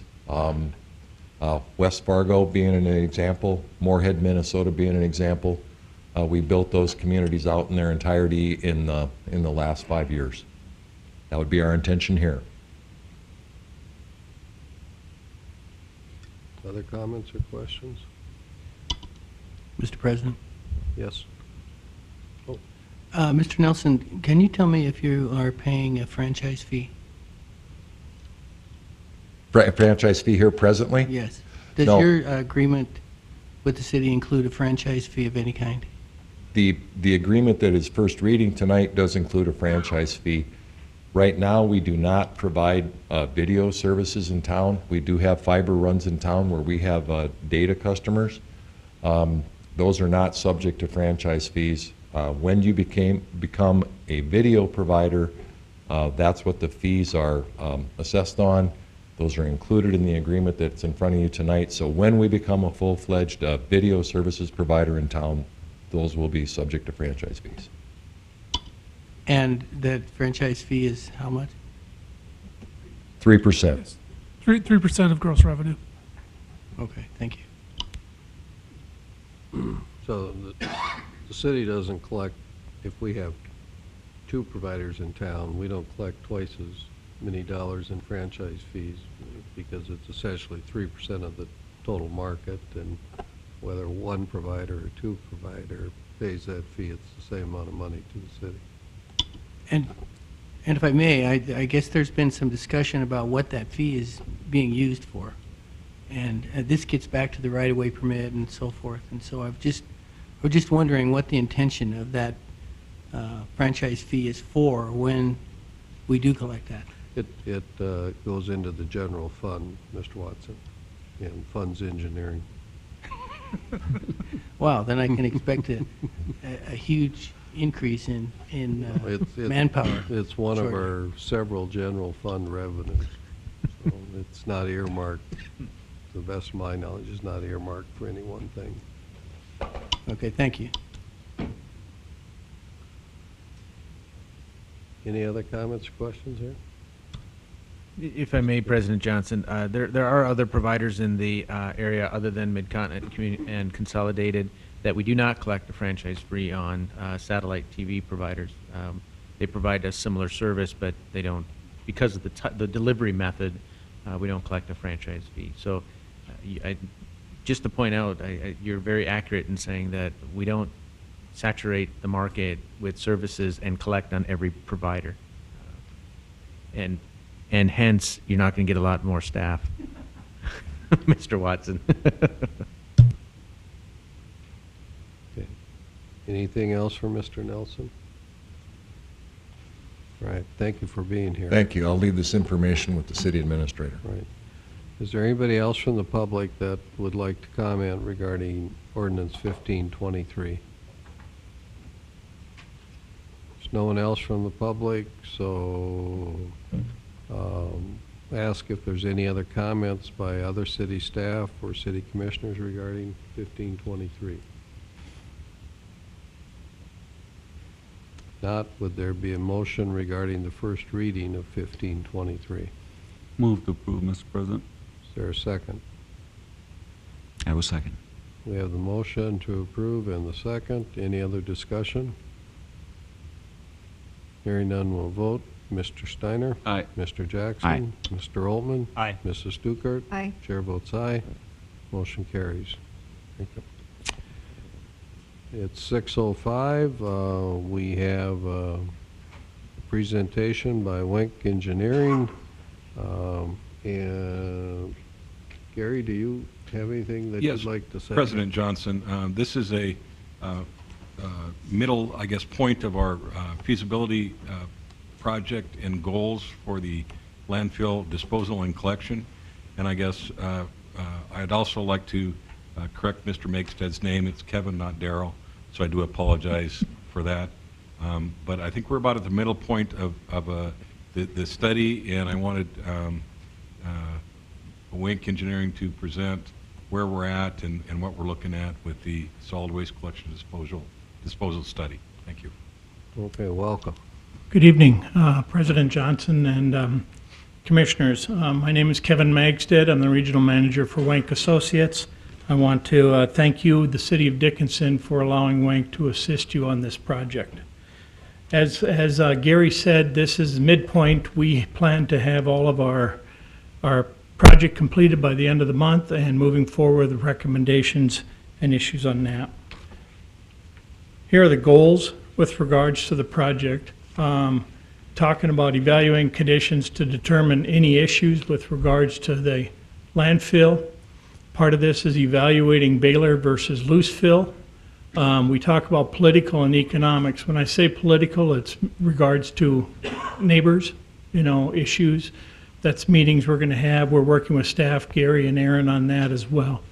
Evaluating operations for, like I say, for loose fill operations, identifying potential any new inert landfill sites, updating population and waste quantities, projections for the landfill through 2050, estimations of landfill space remaining, review existing collection operations. Within that, we're also going to talk on safety and identify recycling opportunities. This is a regional map that we put together with regards to the area. Pretty much in that map is their waste comes to the Dickinson landfill. So this is not just a city landfill. It handles everything throughout that area. Yes. On your map, so we go as far east as Glen Ellen? Around Glen Ellen. Yeah, it's a regional landfill, so you're pulling back in. The next larger landfill would be Bismarck from there. These are population projections for the city of Dickinson. What we used was the comprehensive plan for the city of Dickinson, as well as the North Dakota statewide housing assessment. As you can see, the numbers go up substantially by up to 2020, a little over 45,000. They drop off a little bit and then stabilize from about 2025.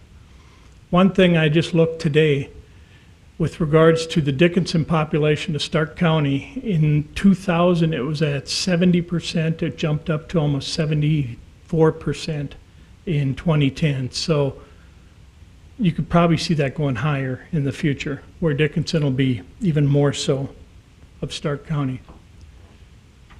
With those estimations, it allowed us to go in and do estimating of volumes into the future. The bottom one is imported household waste. That comes from the county or the communities outside of the city of Dickinson. Then when you look at the green squares, that's city of Dickinson projections, and then the blue would be the total of both. Here are some projections with regards to oil field waste volumes. Again, it spikes up to 2020. Information after that is still, I think, up in the air, because as technology advances, who knows? That could keep going up. It all. Yes, sir. Mr. Megston, what are these projections based upon? This mustn't be a population-based. The population base and estimations on what's used per person. Now, oil fields is just what has been the numbers we've seen as to rig counts and what they project going into the future for the oil field waste. But the MSW is on population. Okay, and this is based on rig count? Rig counts and just what state information we get from Oil and Gas Division in North Dakota. Thank you. And then inert waste is wood, concrete, issues like that. As you can see, yes, this chart's skewed a little bit because it's kind of compacted together, but those numbers are not, they do go up, they come down a little bit and then right back up and then flatten out around the 2020 date.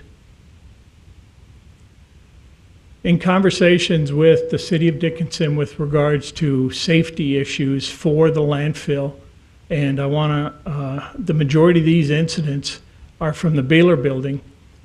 One thing that couldn't be shared because of HIPAA laws is any kind of specifics with regards to this, but the majority of these from 2010, as you could see, 5 incidents, one with medical, to 2012, where there's 26 incidents, they've gone up substantially. The 2013 numbers were through July 18th of this year. We also looked into, again, through population, of doing some estimates with regards to recyclable materials. We used a baseline of the April 2011 City of Dickinson's recycling report. And one thing also that you'll see in the report when it does come out, if you do decide to look at a recycling facility, a materials recovery facility or MRF, will probably be required. It could be a renovation of the Baylor building if that's the way it's chosen. But just the equipment cost for any automation for that is in the 1.5 to 2 million. That'll also be called out in the final report. We're looking into markets for recyclables. As you could see, a lot of these won't even disclose the prices they have, or some have not responded yet, but we are still working on pushing on this to try to get some of that information before the report's final. Questions? When you look at the management of solid waste numbers, Mhm. and you base that on population, you base it on the study that was done, you must have also looked at the numbers of what's currently coming in. Yes. So if you look at that number, are you able to give a ballpark of where you think Dickinson's population is currently based on use? Yes, you can see the first numbers in here, the 20 numbers, 10 numbers are actuals. You know, so you're seeing some of that. We've worked with the city for a couple years already out at the landfill. So we do have hard numbers through 2012. And you can make estimations on volumes per person or issues like that. So is that what you're asking? So you would say, based on the amount of solid waste that's been coming into the dump, and you look at the 2012 number, that our population, and that's for Dickinson? Yes. Is 30,000? Yes. Is that what you would say as well? We've been hovering around that. 26 has been the number that we've been using. You know, it's hard to tell. Obviously, we take into consideration that the amount of counts that have been added in terms of the utility cycle. 30 seems strong, but as you've said, we've been using that 26 to 27 mark, but it wouldn't surprise me if we're closer to 30 as well. It's a best guess at this point, since we haven't counted noses.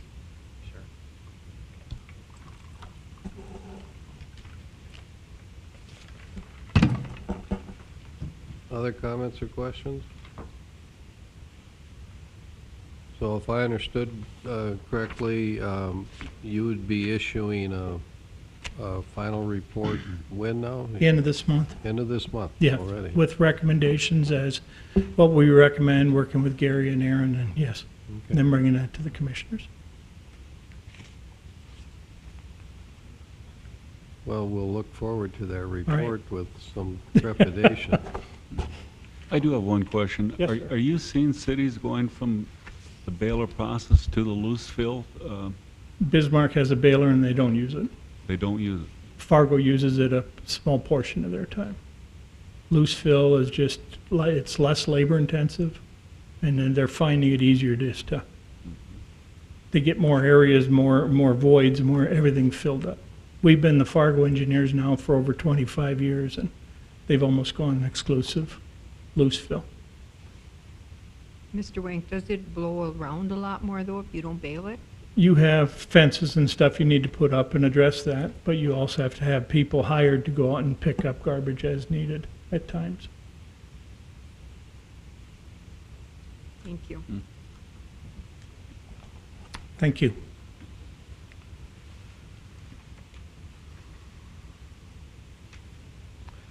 Okay, that completes the timetables. We'll then go to engineering, and Mr. Watson, we'll let you introduce each item there, and so you can begin with item A. Mr. President, Commission, the first item on the agenda is the engineering services agreement for the quiet zone assessment. Our recommendation is to give that assessment contract to Ronnie Engineering in the assessment would be completed before the end of February. I believe the total cost not to exceed $35,000. The assessment would include analyzation of about, I think, review of 10 railroad crossings in the area of Dickinson.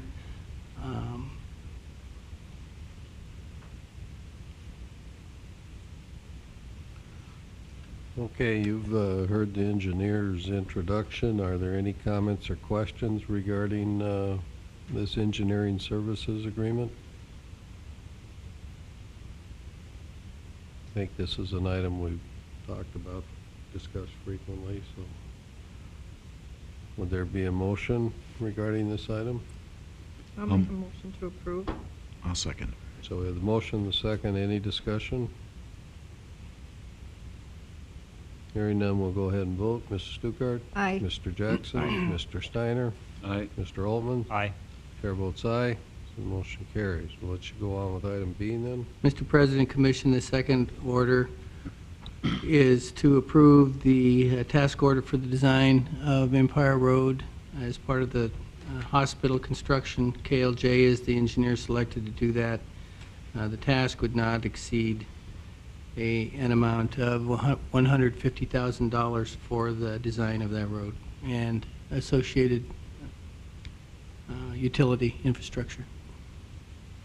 Okay. Thank you, Mr. Watson. You've heard his introduction. Do you have any comments or questions? Is there a motion regarding this item? Motion to approve. Is there a second? Second.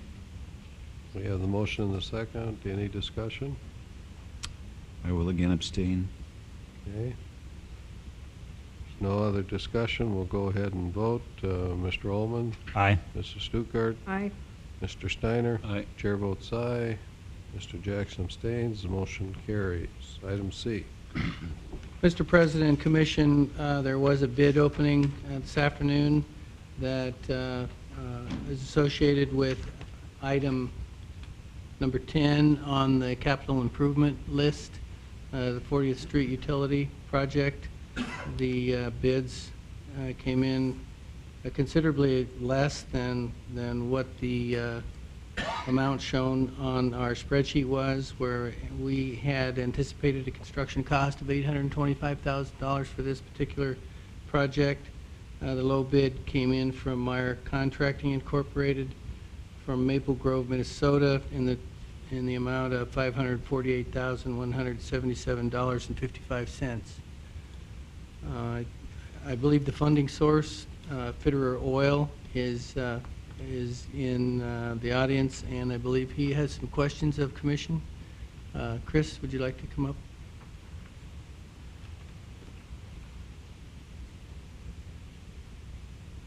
Thanks, Bill.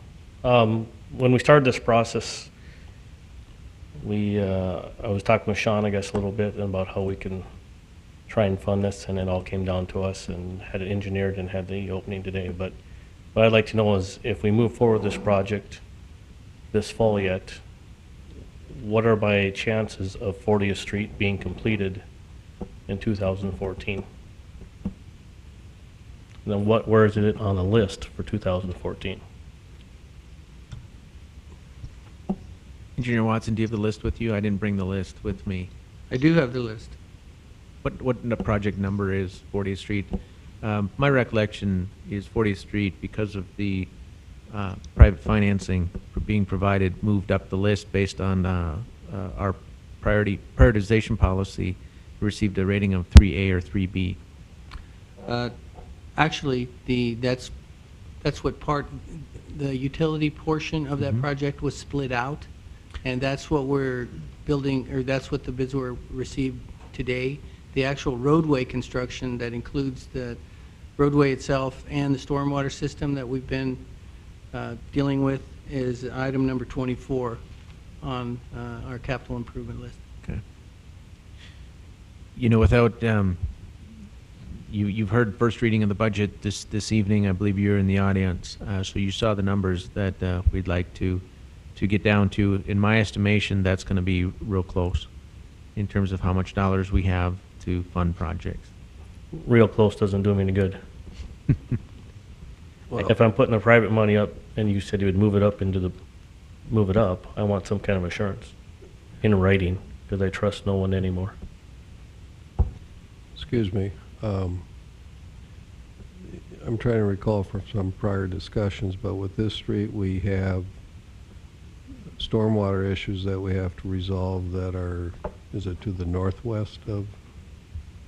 It's correct. We have actually northwest and that intersection that Mr. Fitterer has purchased is actually kind of a hole. And so the property that's northwest of his drains right into that intersection, and also the property that is located on the southwest side of that intersection drains to the northeast. So it all tends to drain to that intersection. So there's actually two regional detention ponds that are being proposed for the locations directly west of Mr. Fitterer's property, west and northwest. So we have the cost of the street to deal with, and we have the cost of dealing with the stormwater. That's correct. And those ponds are 20 acres in size on the northwest corner and about 10 acres in size on the southwest corner of the intersection. And what's the current thinking in terms of what the cost of those ponds are? Mr. Watson, I think you have those on there, if you wouldn't mind. I do. The cost of the northwest detention pond would, actually, I don't have your spreadsheet. It's about $5.6 million for that one and slightly less for the southwest one. Well, actually, it's about $2.3 million for the northwest detention pond and about half of that for the southwest detention pond. But if I may, actually, the 40th Street project could be constructed prior to the construction of both of those detention ponds. Those detention ponds will be built to protect the city from the 100-year event. The stormwater system being designed in conjunction with the 40th Street project will carry and convey the 10-year event. So those detention ponds over on the west side of Highway 22 are protection for the 100-year event. So in your view, we don't have to construct those prior to constructing That's correct. the road? That's correct, Mr. President. We would, and I would recommend proceeding with the construction of 40th Street, probably prior to the time when we take actual possession of the property and have the design for the detention ponds completed and so forth. So the design and installation and construction of 40th Street is actually independent of both of those detention facilities. Okay. And what is the number you're carrying for 40th Street right now? The one that's on this spreadsheet is about $5 million. And for the construction. Who's responsible for the $5 million? Well, you are, Mr. President. City is. Oh. I'm not sure what the funding. I mean, there's none of that would be special assessed. That's all city. Well, I believe that's still there were still some discussions whether we wanted to special assess that construction. And actually, Mr. Fitterer will be responsible for part of that construction because his development will be adjacent to 40th Street, and he'll be responsible for the construction of half of 40th Street that is adjacent to his property. Is that your understanding? As of right now, it's yours, Mr. President, and then Then I go from don't- there, but nobody's ever really said how you're gonna do it. It's still up in the air, is my understanding.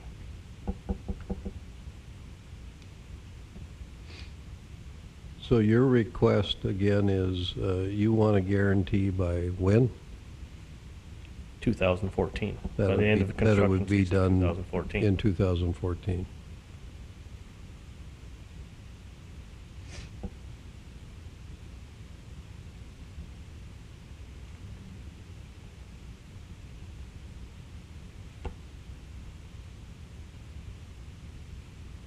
Because it makes no sense to me to fund the water and not have nothing to recoup my funding of it. If I may, Mr. President, the water and sewer would be installed under Mr. Fitterer's dime, and the future 40th Street project would be constructed however the city is going to decide to fund that. The road will still remain passable after the construction of the water and sewer. It will remain a gravel road until such time as it's reconstructed in the solid surface. We haven't issued engineering task order on this, have we? Yes, we have. KLJ Yeah. is currently designing the road. Okay. And the stormwater is being designed by KLJ as well. So that's all part of the KLJ task order for the 40th Street design. And do we have a scheduled bid date? We do not. I'm anticipated the bid date would be sometime right after the first year, if it's selected for funding. Still, it's kind of, the whole list is still kind of up in the air about what we're going to fund, and I think that's what Mr. Fitterer's question is right now, is whether we're going to fund that project for construction. And the budget that Mrs. Johnson presented in the capital budget, she listed 4 or 5 projects that she broke out, and then all others, and I think all others total like $85 million. Is this part of the all others? I really couldn't answer that. She's shaking her head, yes. So, She's nodding her head like this. yeah.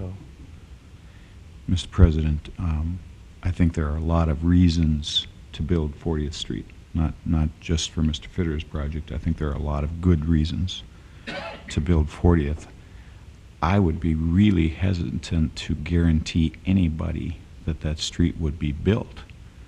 I think we could guarantee that we will have it bid and even set a completion date for 2014. But we can't control a contractor's actions once he gets in there. That, I would be concerned about that. But to say that we will bid it and even set a completion date for late 2014, I'd be fine with that. that I think we can do. I think you have to say that though contingent on the city. Yep, I understand the process on that. I mean, if it's No, no. weather-related or the whole works No, like that. not no, to hear me finish. out here. Okay. Contingent on the city being able to procure the financing that Mrs. Johnson had in her budget. We have, I think it was $28 million. Is that the number you're carrying for a bank line? We have a non-determined bank line yet for $28 million. If we don't get that line or only get a portion of it, you know, something suffers. But assuming we can arrange financing, then we should be able to do the projects that we're carrying on that list, at least in the manner that Mr. Jackson has set. But I mean, if you're going to make any commitments, it has to be, one of the contingencies has to be that we are successful in our financing efforts, because what we're talking about here, we don't have legislative funds to cover everything that we're trying to do. So, you know, if city staff, if you want to work with Mr. Fitter and come up with some sort of agreement, whether formal or informal, along the lines that we're discussing here, I think we're fine with that. We're not going to negotiate an agreement here tonight, but Mr. President, and I think that Chris, you have to be comfortable with that if you're going to recommend the award of the contract tonight.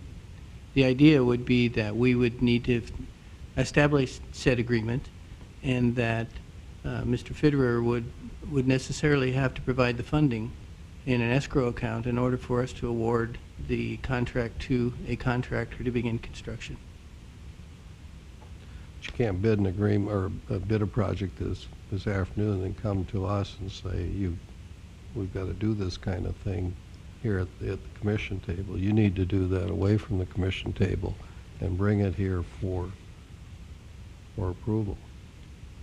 Well, I think that, Mr. President, I think that we're just asking for approval, if Mr. Fitterer is agreeable, that we're asking for approval to proceed with the award and begin the contract preparation and the agreement preparation with Mr. Federer.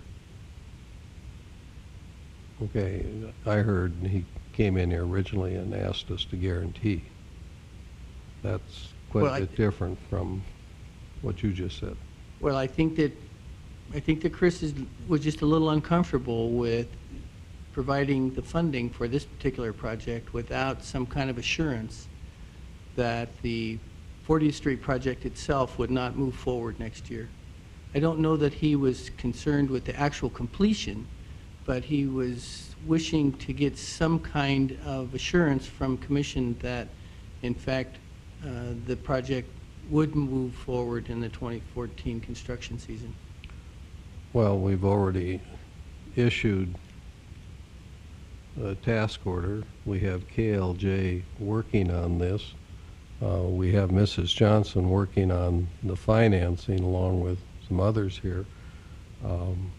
But, you know, we have, you know, some balls up in the air here too. And, you know, we can't give you any more guarantee than we're going to be. Maybe I need to sit down with Mr. Kessel Right, this I think week. it'd be a good idea. Well, But I and that- mean, at this point, we've got engineers working on the project. You have a bid that's below engineer's estimate, so you have some things going for you. But, you know, I'm not going to sit here and tell you it's a slam dunk on our financing that we're going to be able to procure that full $28 million and, you know. Can we get together this week? Yeah, if you're available on Friday morning, Okay. we'll commit to I'll- sitting down together and bringing to the commission a proposal. A proposal, yeah. Do you want to take action on this bid award tonight? Or do you want to wait 2 weeks, or? If I wait 2 weeks, then it'll be another 2 weeks before that happens again, correct? That's correct. To award the bid after that. I think the timeline here was to ask the commission to approve the award of the contract and spend the next 2 weeks developing the agreement between the city and Federer Oil, as well as getting a contract ready for the contractor and establishing an escrow account. So if we don't do the award tonight, then we would be delaying 2 more weeks of valuable construction time. Can we do that? Award it tonight with contingencies throughout the week or whatever to finalize it 2 weeks? I mean, is it legal? I'm just trying to figure this out. Mr. President, if I may? Yes. I think my recommendation would be that the commission would entertain a motion to award the bid contingent upon staff negotiations with Mr. Federer as to the funding of the project. Comfortable with that? I would make that motion. We have the motion then. Second. Now that we have the motion, the second, are you comfortable with that? Yes. Okay. Any other discussion? Hearing none, we'll vote then. Mr. Oltman? Aye. Mrs. Stuckert? Aye. Mr. Jackson? Aye. Mr. Steiner? Aye. Chair votes aye. Motion carries, and Thank you you. have our wishes to negotiate a successful agreement, okay? Thank you.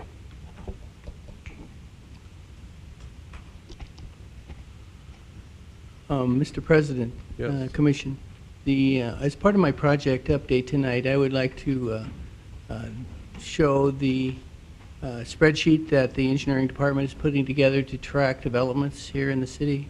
You can see development number 88 there is the Ray Long building property, and the rest of the fields for all the other developments are blank at this time. We're working on filling those in. But, Aaron, if you could just page up to the top heading, the header, to show the fields that we're looking at. You can see that the fields in the top header are the ones that we will be tracking throughout the development construction process. So you can see that there's quite a few fields there to track when the stormwater management plan is arrives, the status of the approval and the review and the approval of that, the PDF civil plans receipt and the review status of the civil plans, whether or not the building permit has been issued, and the next column is the construction status, whether it's on hold pending a building permit or whether it's ongoing, and the inspection status, and then finally the CO status. So these are some of the columns that the engineering department is pursuing to on all of these developments in the city to try to get a better handle on everything that's occurring within the city. We do have a spreadsheet that is somewhat completed, but there are a lot of inconsistencies and some things that don't make a lot of sense. So right now that we are going through those inconsistencies and developing a better idea of where all the developments are in the process. So I just wanted to show the commission tonight that we do have some ideas and we are moving forward in a better process. I know that there are a lot of questions throughout the community whether why some of these developments are taking so long to get building permits and getting COs and so forth, but I just wanted to assure the commission that we are instituting new procedures in order to better track the developments through the community. And this is part of the reason why I've asked for more staff in the 2014 budget. I'm hoping to get the help of an admin assistant so that we can have that admin assistant actually keep this development spreadsheet up to date and can answer questions from the public and from developers on what the status of their developments are in the process. And this actually could take quite a bit of time based on what we've been experiencing. So I just thought I'd bring this to the commission to help assure the commission that our engineering department is working diligently to move forward on these developments. These are the engineers retained by the developer. Yes, sir.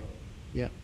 So when we assign it to one of our consulting engineers, does that go in the city project manager category, or where does that? No, the city project manager column is intended to be those city employees that it would either be the assistant city engineer, myself, or Loretta, or I'm hoping that you'll approve the addition of 2 more project managers onto the engineering staff. So the idea being that each of these developments would be assigned to a project manager to follow through from the conception to the actual CO, so that these developers would have an individual that they could call and talk to. It would be very nice for us to do that right now, but as you know, we just don't have the staff to go around to accommodate that kind of communication with the developers. So I'm hoping with the addition of the assistant city engineer, that's hopefully very soon, and the 2 project managers that I've asked for in the 2014 budget, that this process can expedite the development and approval of some of these buildings for occupancy. So the project manager is actually that city employee who is assigned that project to follow through.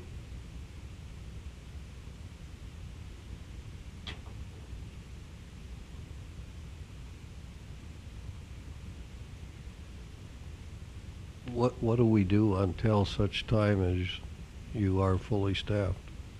Well, right now we're in the process of updating this spreadsheet, and we're doing the best we can to move these projects through the system. Right now, we just put on board the civil science team, and they have a learning curve. Luckily for us, the previous assistant city engineer just happened to go to work for civil science, and that gives us a huge break in the learning curve for them, so that he is going to be the client contact for civil science, and I will have a meeting set up with him on a weekly basis to review their projects, and the review of the development civil plans as well as stormwater plans will be overseen by Nathan.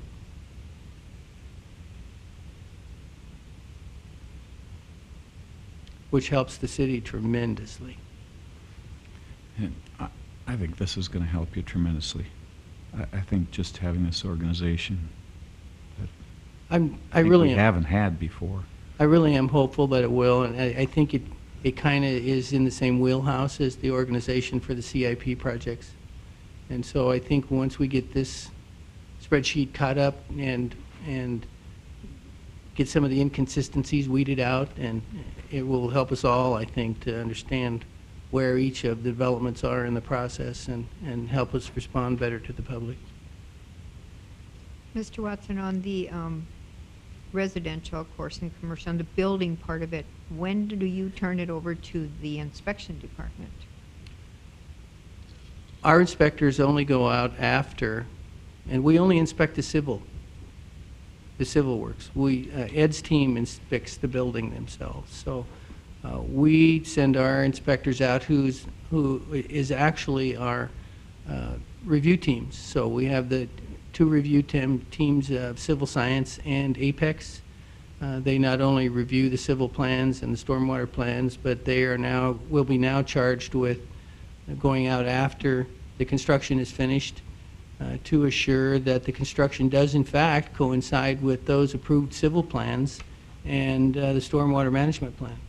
And we don't send our inspection team out until we receive as-built plans of the site.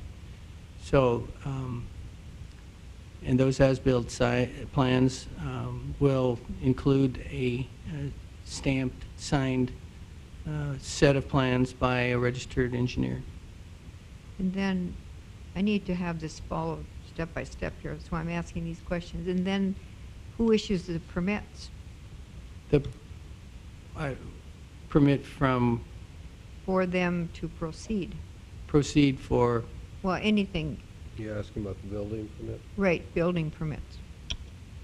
well, that's a kind of a joint effort between community development and engineering. The engineering department issues what we presently call a stormwater permit, and we issue that stormwater permit is actually a grading permit, and that's issued after the approval of the stormwater management plan. We also presently issue an excavation permit, and that is for the installation of utilities in the right-of-way. And those are issued after the approval of the civil plans.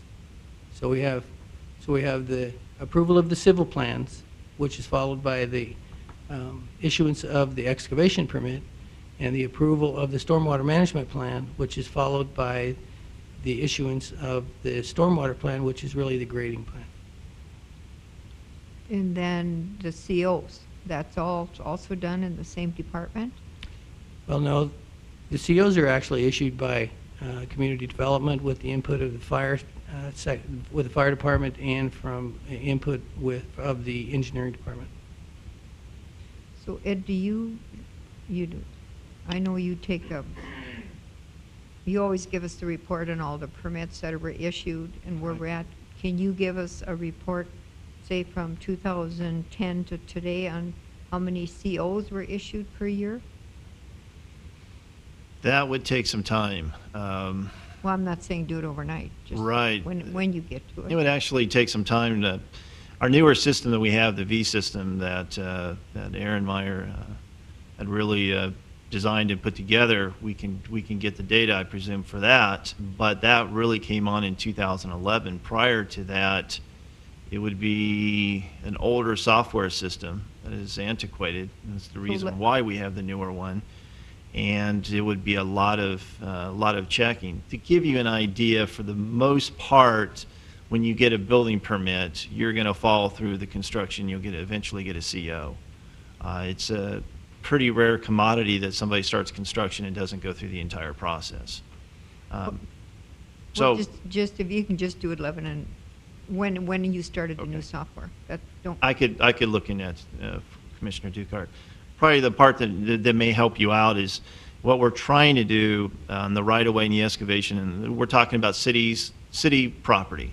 And then on the private property, for the most part, people will use the term for the building permit. And that's, we do that as a collaborative effort. So if somebody comes in for a building permit, there's a collaborative effort between engineering, fire, and community development to review the plans. That would be for multifamily, commercial, and industrial. Anything in cities right-of-way, there's additional permits that we had talked about, the right-of-way permits. But normally people use the broad term of building permit. We have several ones because there's different processes and different phases as part of construction, and that's the only way to take care of it. We had to add additional permits. So I don't know if that clarifies it a little bit more for you. We do not issue a building permit unless unless we have engineering and fire's approval, except if it's single family, and single family we take care of in-house ourselves. Thank you. Anything else, Mr. Watson? No, sir, thank you. Move to tab 7, Public Works. So, Mr. Zerloff, you can take us through those items. Thank you, President Johnson and Commission. I have 3 task orders tonight. The first one is Task Order 3 from the HDR Engineering. This one is for doing the construction management for the 18-inch water main tie from the 525,000-gallon water storage tank to 30th Avenue West. We have not awarded that contract yet. We're still waiting for some easements, but I would like to get this task order approved for the construction management of that project. Okay, you've heard the introduction. Any comments or questions? Would there be a motion regarding task order number 3 for HDR? Move to approve task order number 3. Is there a second? Second. We have the motion, the second. Any discussion? Hearing none, we'll vote. Mr. Steiner? Aye. Mr. Holman? Aye. Mr. Jackson? Aye. Mrs. Stuckert? Aye. Chair votes aye. Motion carries. Thank you, President Johnson. The next task order is for task order number 5. That would be for the previously discussed 40th Street East utilities.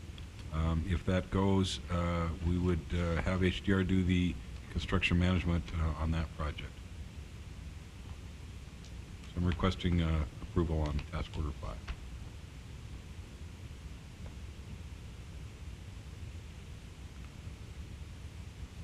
I suppose, Mr. Colling, this one, if we were to act on this favorably, we ought to use a similar motion to what you suggested, or which would be contingent upon a successful agreement here with Mr. Fitterer.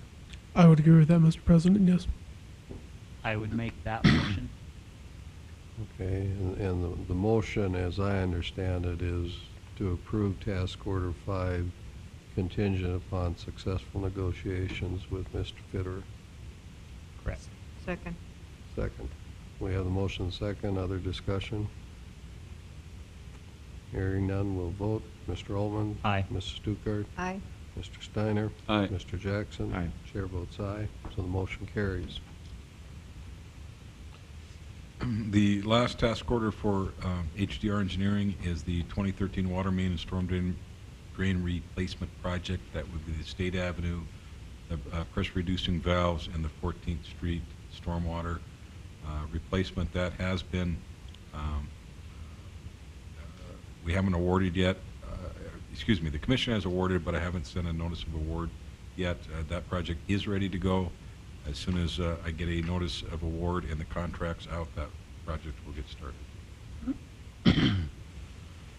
All right, you've heard the introduction again. Are there any comments or questions? Is there a motion regarding HDR task order number 6? I'll make a motion to approve that. We have the motion to approve. Is there a second? Second. We have the second. Any other discussion? We'll vote then. Mrs. Stuckert? Aye. Mr. Steiner? Aye. Mr. Jackson? Aye. Mr. Ullman? Aye. Chair votes aye. Motion carries. I don't have much more for project updates unless the commission has questions. I have one question on the 16th. Does the commission still want to tour the Public Works facility? I think that's scheduled at 3 o'clock after the budget hearing's been before the commission. I think we're good. Okay. Unless you have questions, that's all I have. All right, thank you. Move to community development. Mr. Kurtan. Mr. President, Commissioners, the first item I have for you tonight is an amendment to the zoning code. This is a new provision for accessory dwelling units in commercial zoning districts. This came in front of the Planning Commission several months ago from one of our local businesses that was finding it difficult to retain employees due to the high cost of living in our area. They had petitioned the Planning Commission to move forth with an ordinance to allow accessory dwelling units on a temporary basis within a commercial structure. And what we have tonight is the proposed ordinance in front of you. This would be administratively approved by me with a specific criteria which has 11 elements in there. If you like, I could quickly summarize those just for the public. I do have some concerns that the information will get out to the public that we are allowing it in commercial areas and people will not come to the city. So I would like to quickly summarize those 11 elements just so the public is aware of it. We will have a form and a process in which they submit administratively to me as a community development director, and I'll review the criteria. The accessory dwelling unit must be located within the principal building. It will have to use the same sewage disposal and water system as the primary structure. The building official will issue, when all is done, will issue a temporary certificate of occupancy, and that would be based upon the building code and then also collaboration with the fire department as well. This will be an annual permit to be reviewed every year by the city, and we'll establish an appropriate fee for that. 2 parking spaces will be required. The landowner will need to provide documentation that when this accessory unit is no longer necessary, that it will either be converted into storage space or some other portion for the building, or it will be removed, be demoed in some way. The other criteria would be it have to be modified or removed within 2 months of the no longer necessary. It'd have a 2-month period in order to take care of that. Then we would review it. I would have tabs of all the accessory dwelling units on hand, similar to what I do with the temporary use permits. So I would know which ones are legal and which ones aren't. A maximum of 2 people or 2 employees would be allowed. Minimum space would have to meet the international building code standards, limited to 1 direct access off of it for exterior entrance into the building, and then we would cap it at 700 square feet. So that is the criteria that would be brought in front of you tonight for you to consider. I think this is warranted primarily for our smaller businesses, and so this allows a process, if they would like to pursue that, to have an accessory dwelling unit on a temporary basis, maybe for the next couple years until the housing crunch is receded somewhat and the employees could find more permanent housing. This ordinance would be one that would be established. We'd look at it annually, and then when we feel that it's no longer necessary due to a stabilized market, we could remove that provision because these are temporary in nature. And with that, I'm available if you have any questions. I have one question. It is not for the owner of the building, right? It's just for an employee? That is correct. Okay, 'cause someone called me and I was sure that's what it was meant. It's not to be rented out to the public. It has to be an employee on hand. Okay, you've heard Mr. Kutan's introduction there. This is ordinance number what? Mr. President, this will be ordinance 1524. 1524. If there's anyone from the public that would like to comment on this proposed ordinance, you may do so now. Just come to the podium, state your name. We'll hear your comments. no one from the public that wishes to comment. Are there any comments by other city staff or city commissioners?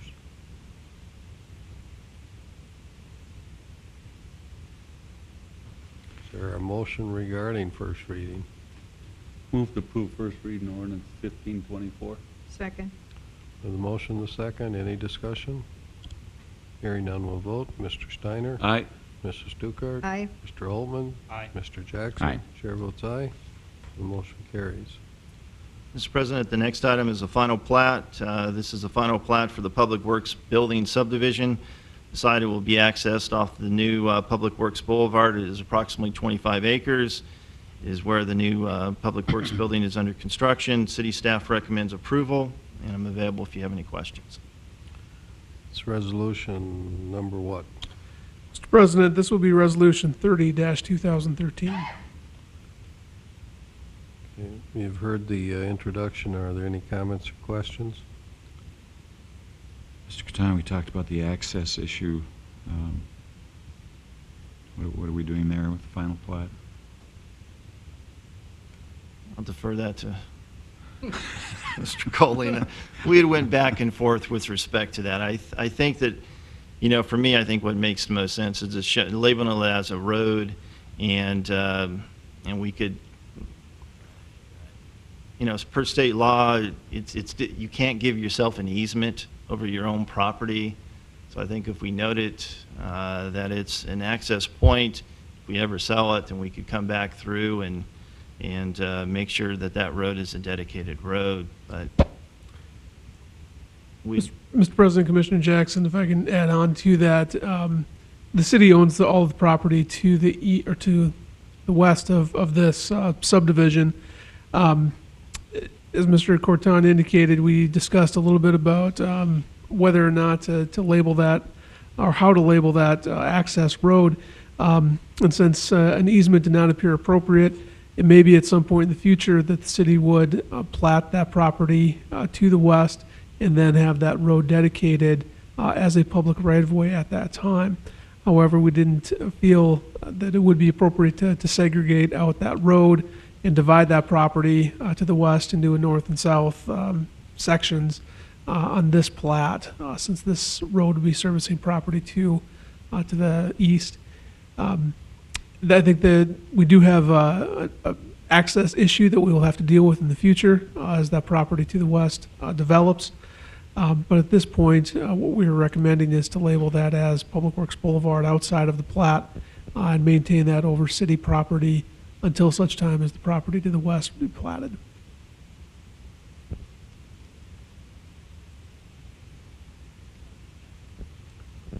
Mr. Jackson? Well, I'm struggling with it. I don't know why we don't just plat it as a public street right now. I don't know why we can't add it. And I guess what's bothering me more is that we've had other plats that have come through that have essentially been landlocked, like this piece, and we require them to do something. And now this is our plat, and we're not. It's, unless I'm missing something, it seems like a simple fix to just simply extend the plat over to Energy Drive with a dedicated street. if that's the direction from the commission, we can do that. You know, I have no necessarily objection to that. What we've done in the past with respect to that, where we've had landlocked property, we knew that there would be separate ownerships on it. For here, we know it's the same ownership, and that's the only reason why, you know, we're somewhat not reluctant, but, you know, just, but we're open to, if that's a direction from the commission, we'll do that. Well, help me understand the reluctance. I mean, I know that there's been some conversation about possibly in the future selling that Baylor building. If at that time that we do sell it, then that would be the time that, you know, we would sell that portion of it, and at that point, it would become a dedicated right-of-way. You'd have a transfer of ownership. Because the city owns all that property as we speak today. I look at it as more of a technicality, you know, per the code. It's per the Century Code. You can't grant yourself an easement. But if this will resolve the issue, then we will resolve that before we have it recorded, that it will be noted somehow, some way, or we will make sure that that is a dedicated right-of-way. And I'll leave that up to the city attorney for us to work on the language, but we'll make sure that it's clear that it's that road is a city-dedicated road. Is there a timing reason why this has to be acted on tonight? Can we act on this in 2 weeks? No, we could act on it in 2 weeks. Why don't you take this back and rework this to Commissioner Jackson's satisfaction? And I suspect at least 3 or 4 of us will support Mr. Jackson on this. It's getting late. Let's move on. You guys, as long as it isn't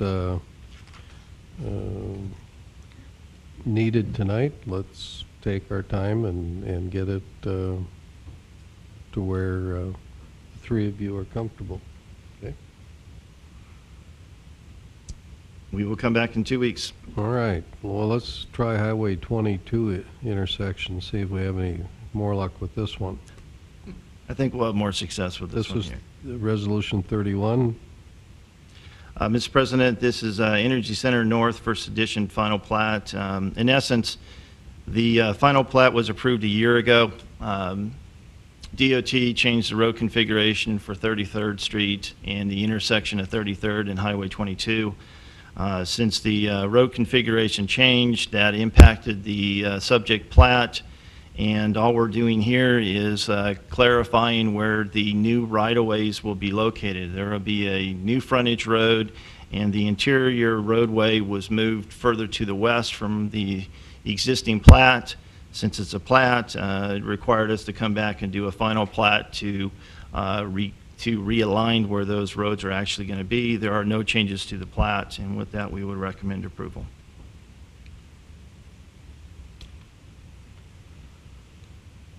Okay, you've heard the introduction. Any comments or questions?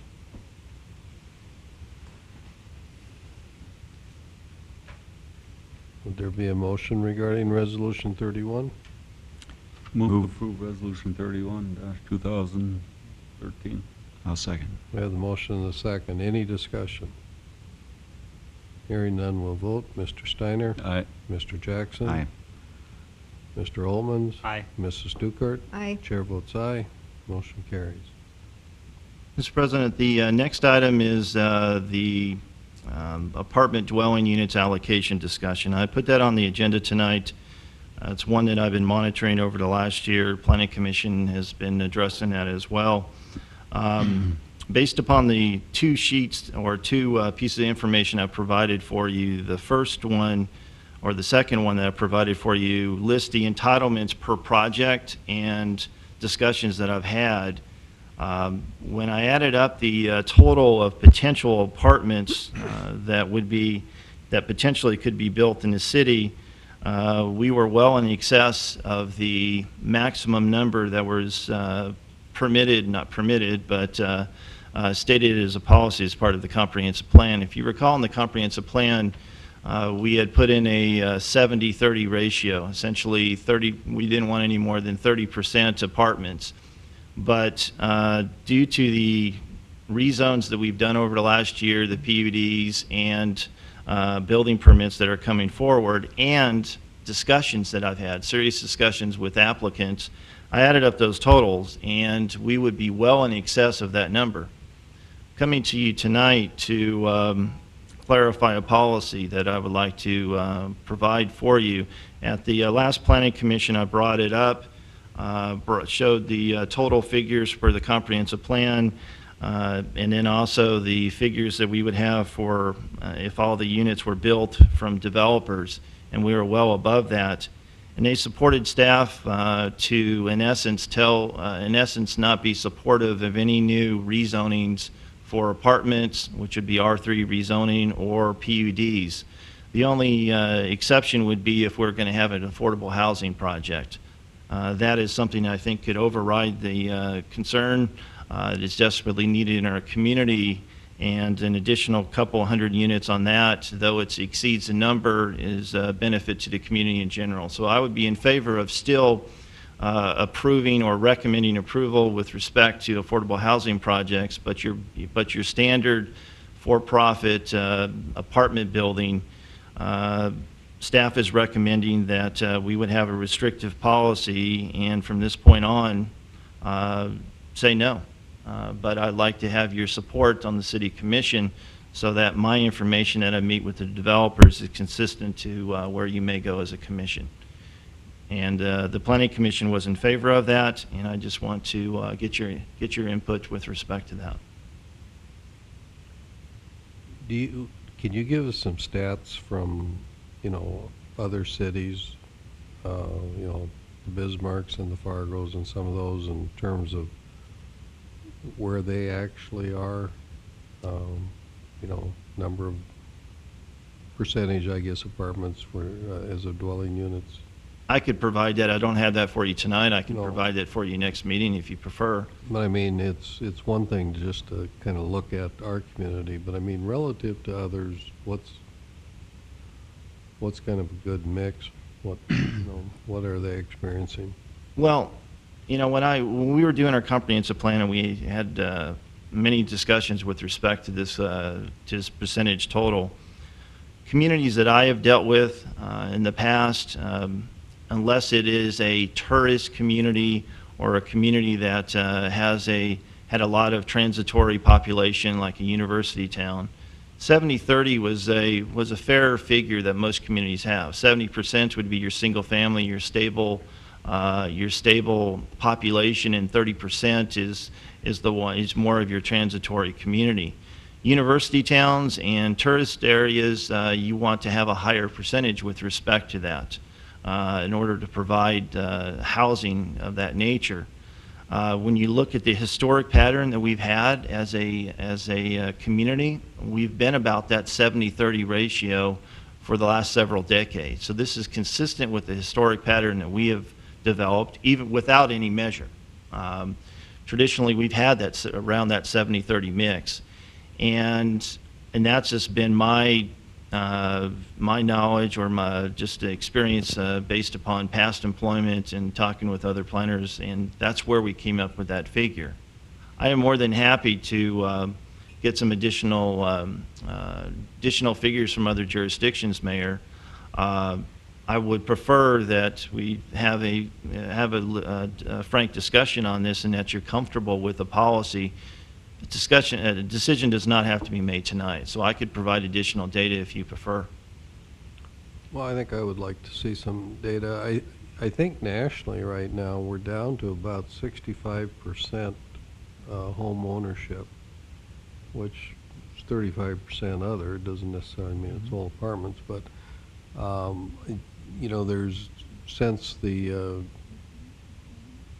burst, the housing market, I think there's a little less emphasis as a national policy on home ownership and a little greater recognition that maybe apartment living is best for a fairly significant portion of our population, not a majority, but maybe it is closer to that 65-35. And I think Dickinson today is not the same community of the past 30 years, and so I think you make a good point when you talk about a higher percentage of apartments for college towns and tourist towns, and I think I would add to that energy towns, that we probably have to live with something higher than 30%. One of my concerns would be that if we're too restrictive, all we're doing is restricting supply and having demand exceed supply, and we keep the rents too far up. So that would be my feedback. With respect to your comment, Mayor, when you look at the total that we had, we were far above that. I mean, we're looking at basically 20, if all this happened, and I do not expect all the total that I have here happen, that was 21% above what that 30% total would be. So we have a significant area of a fudge factor, if you want to use the term. But I could bring back the information and provide you with more so you can make an informed decision. I'm fine to doing that. This is not a time-sensitive issue, other than we may have other projects that come in the queue, and just meeting with developers, providing that. But we have plenty of demand, and that's reflective of the project totals and the number of units that we've had. This year, we're not going to get as much as we did last year, and that's just mainly dealing with the time it takes to do the reviews and the capacity issues that we have. The demand is still very high. Yeah, I'm not necessarily speaking in favor of approving everything that's requested. What I was speaking perhaps in favor of is that the number should be higher than 30%. Sure. You know.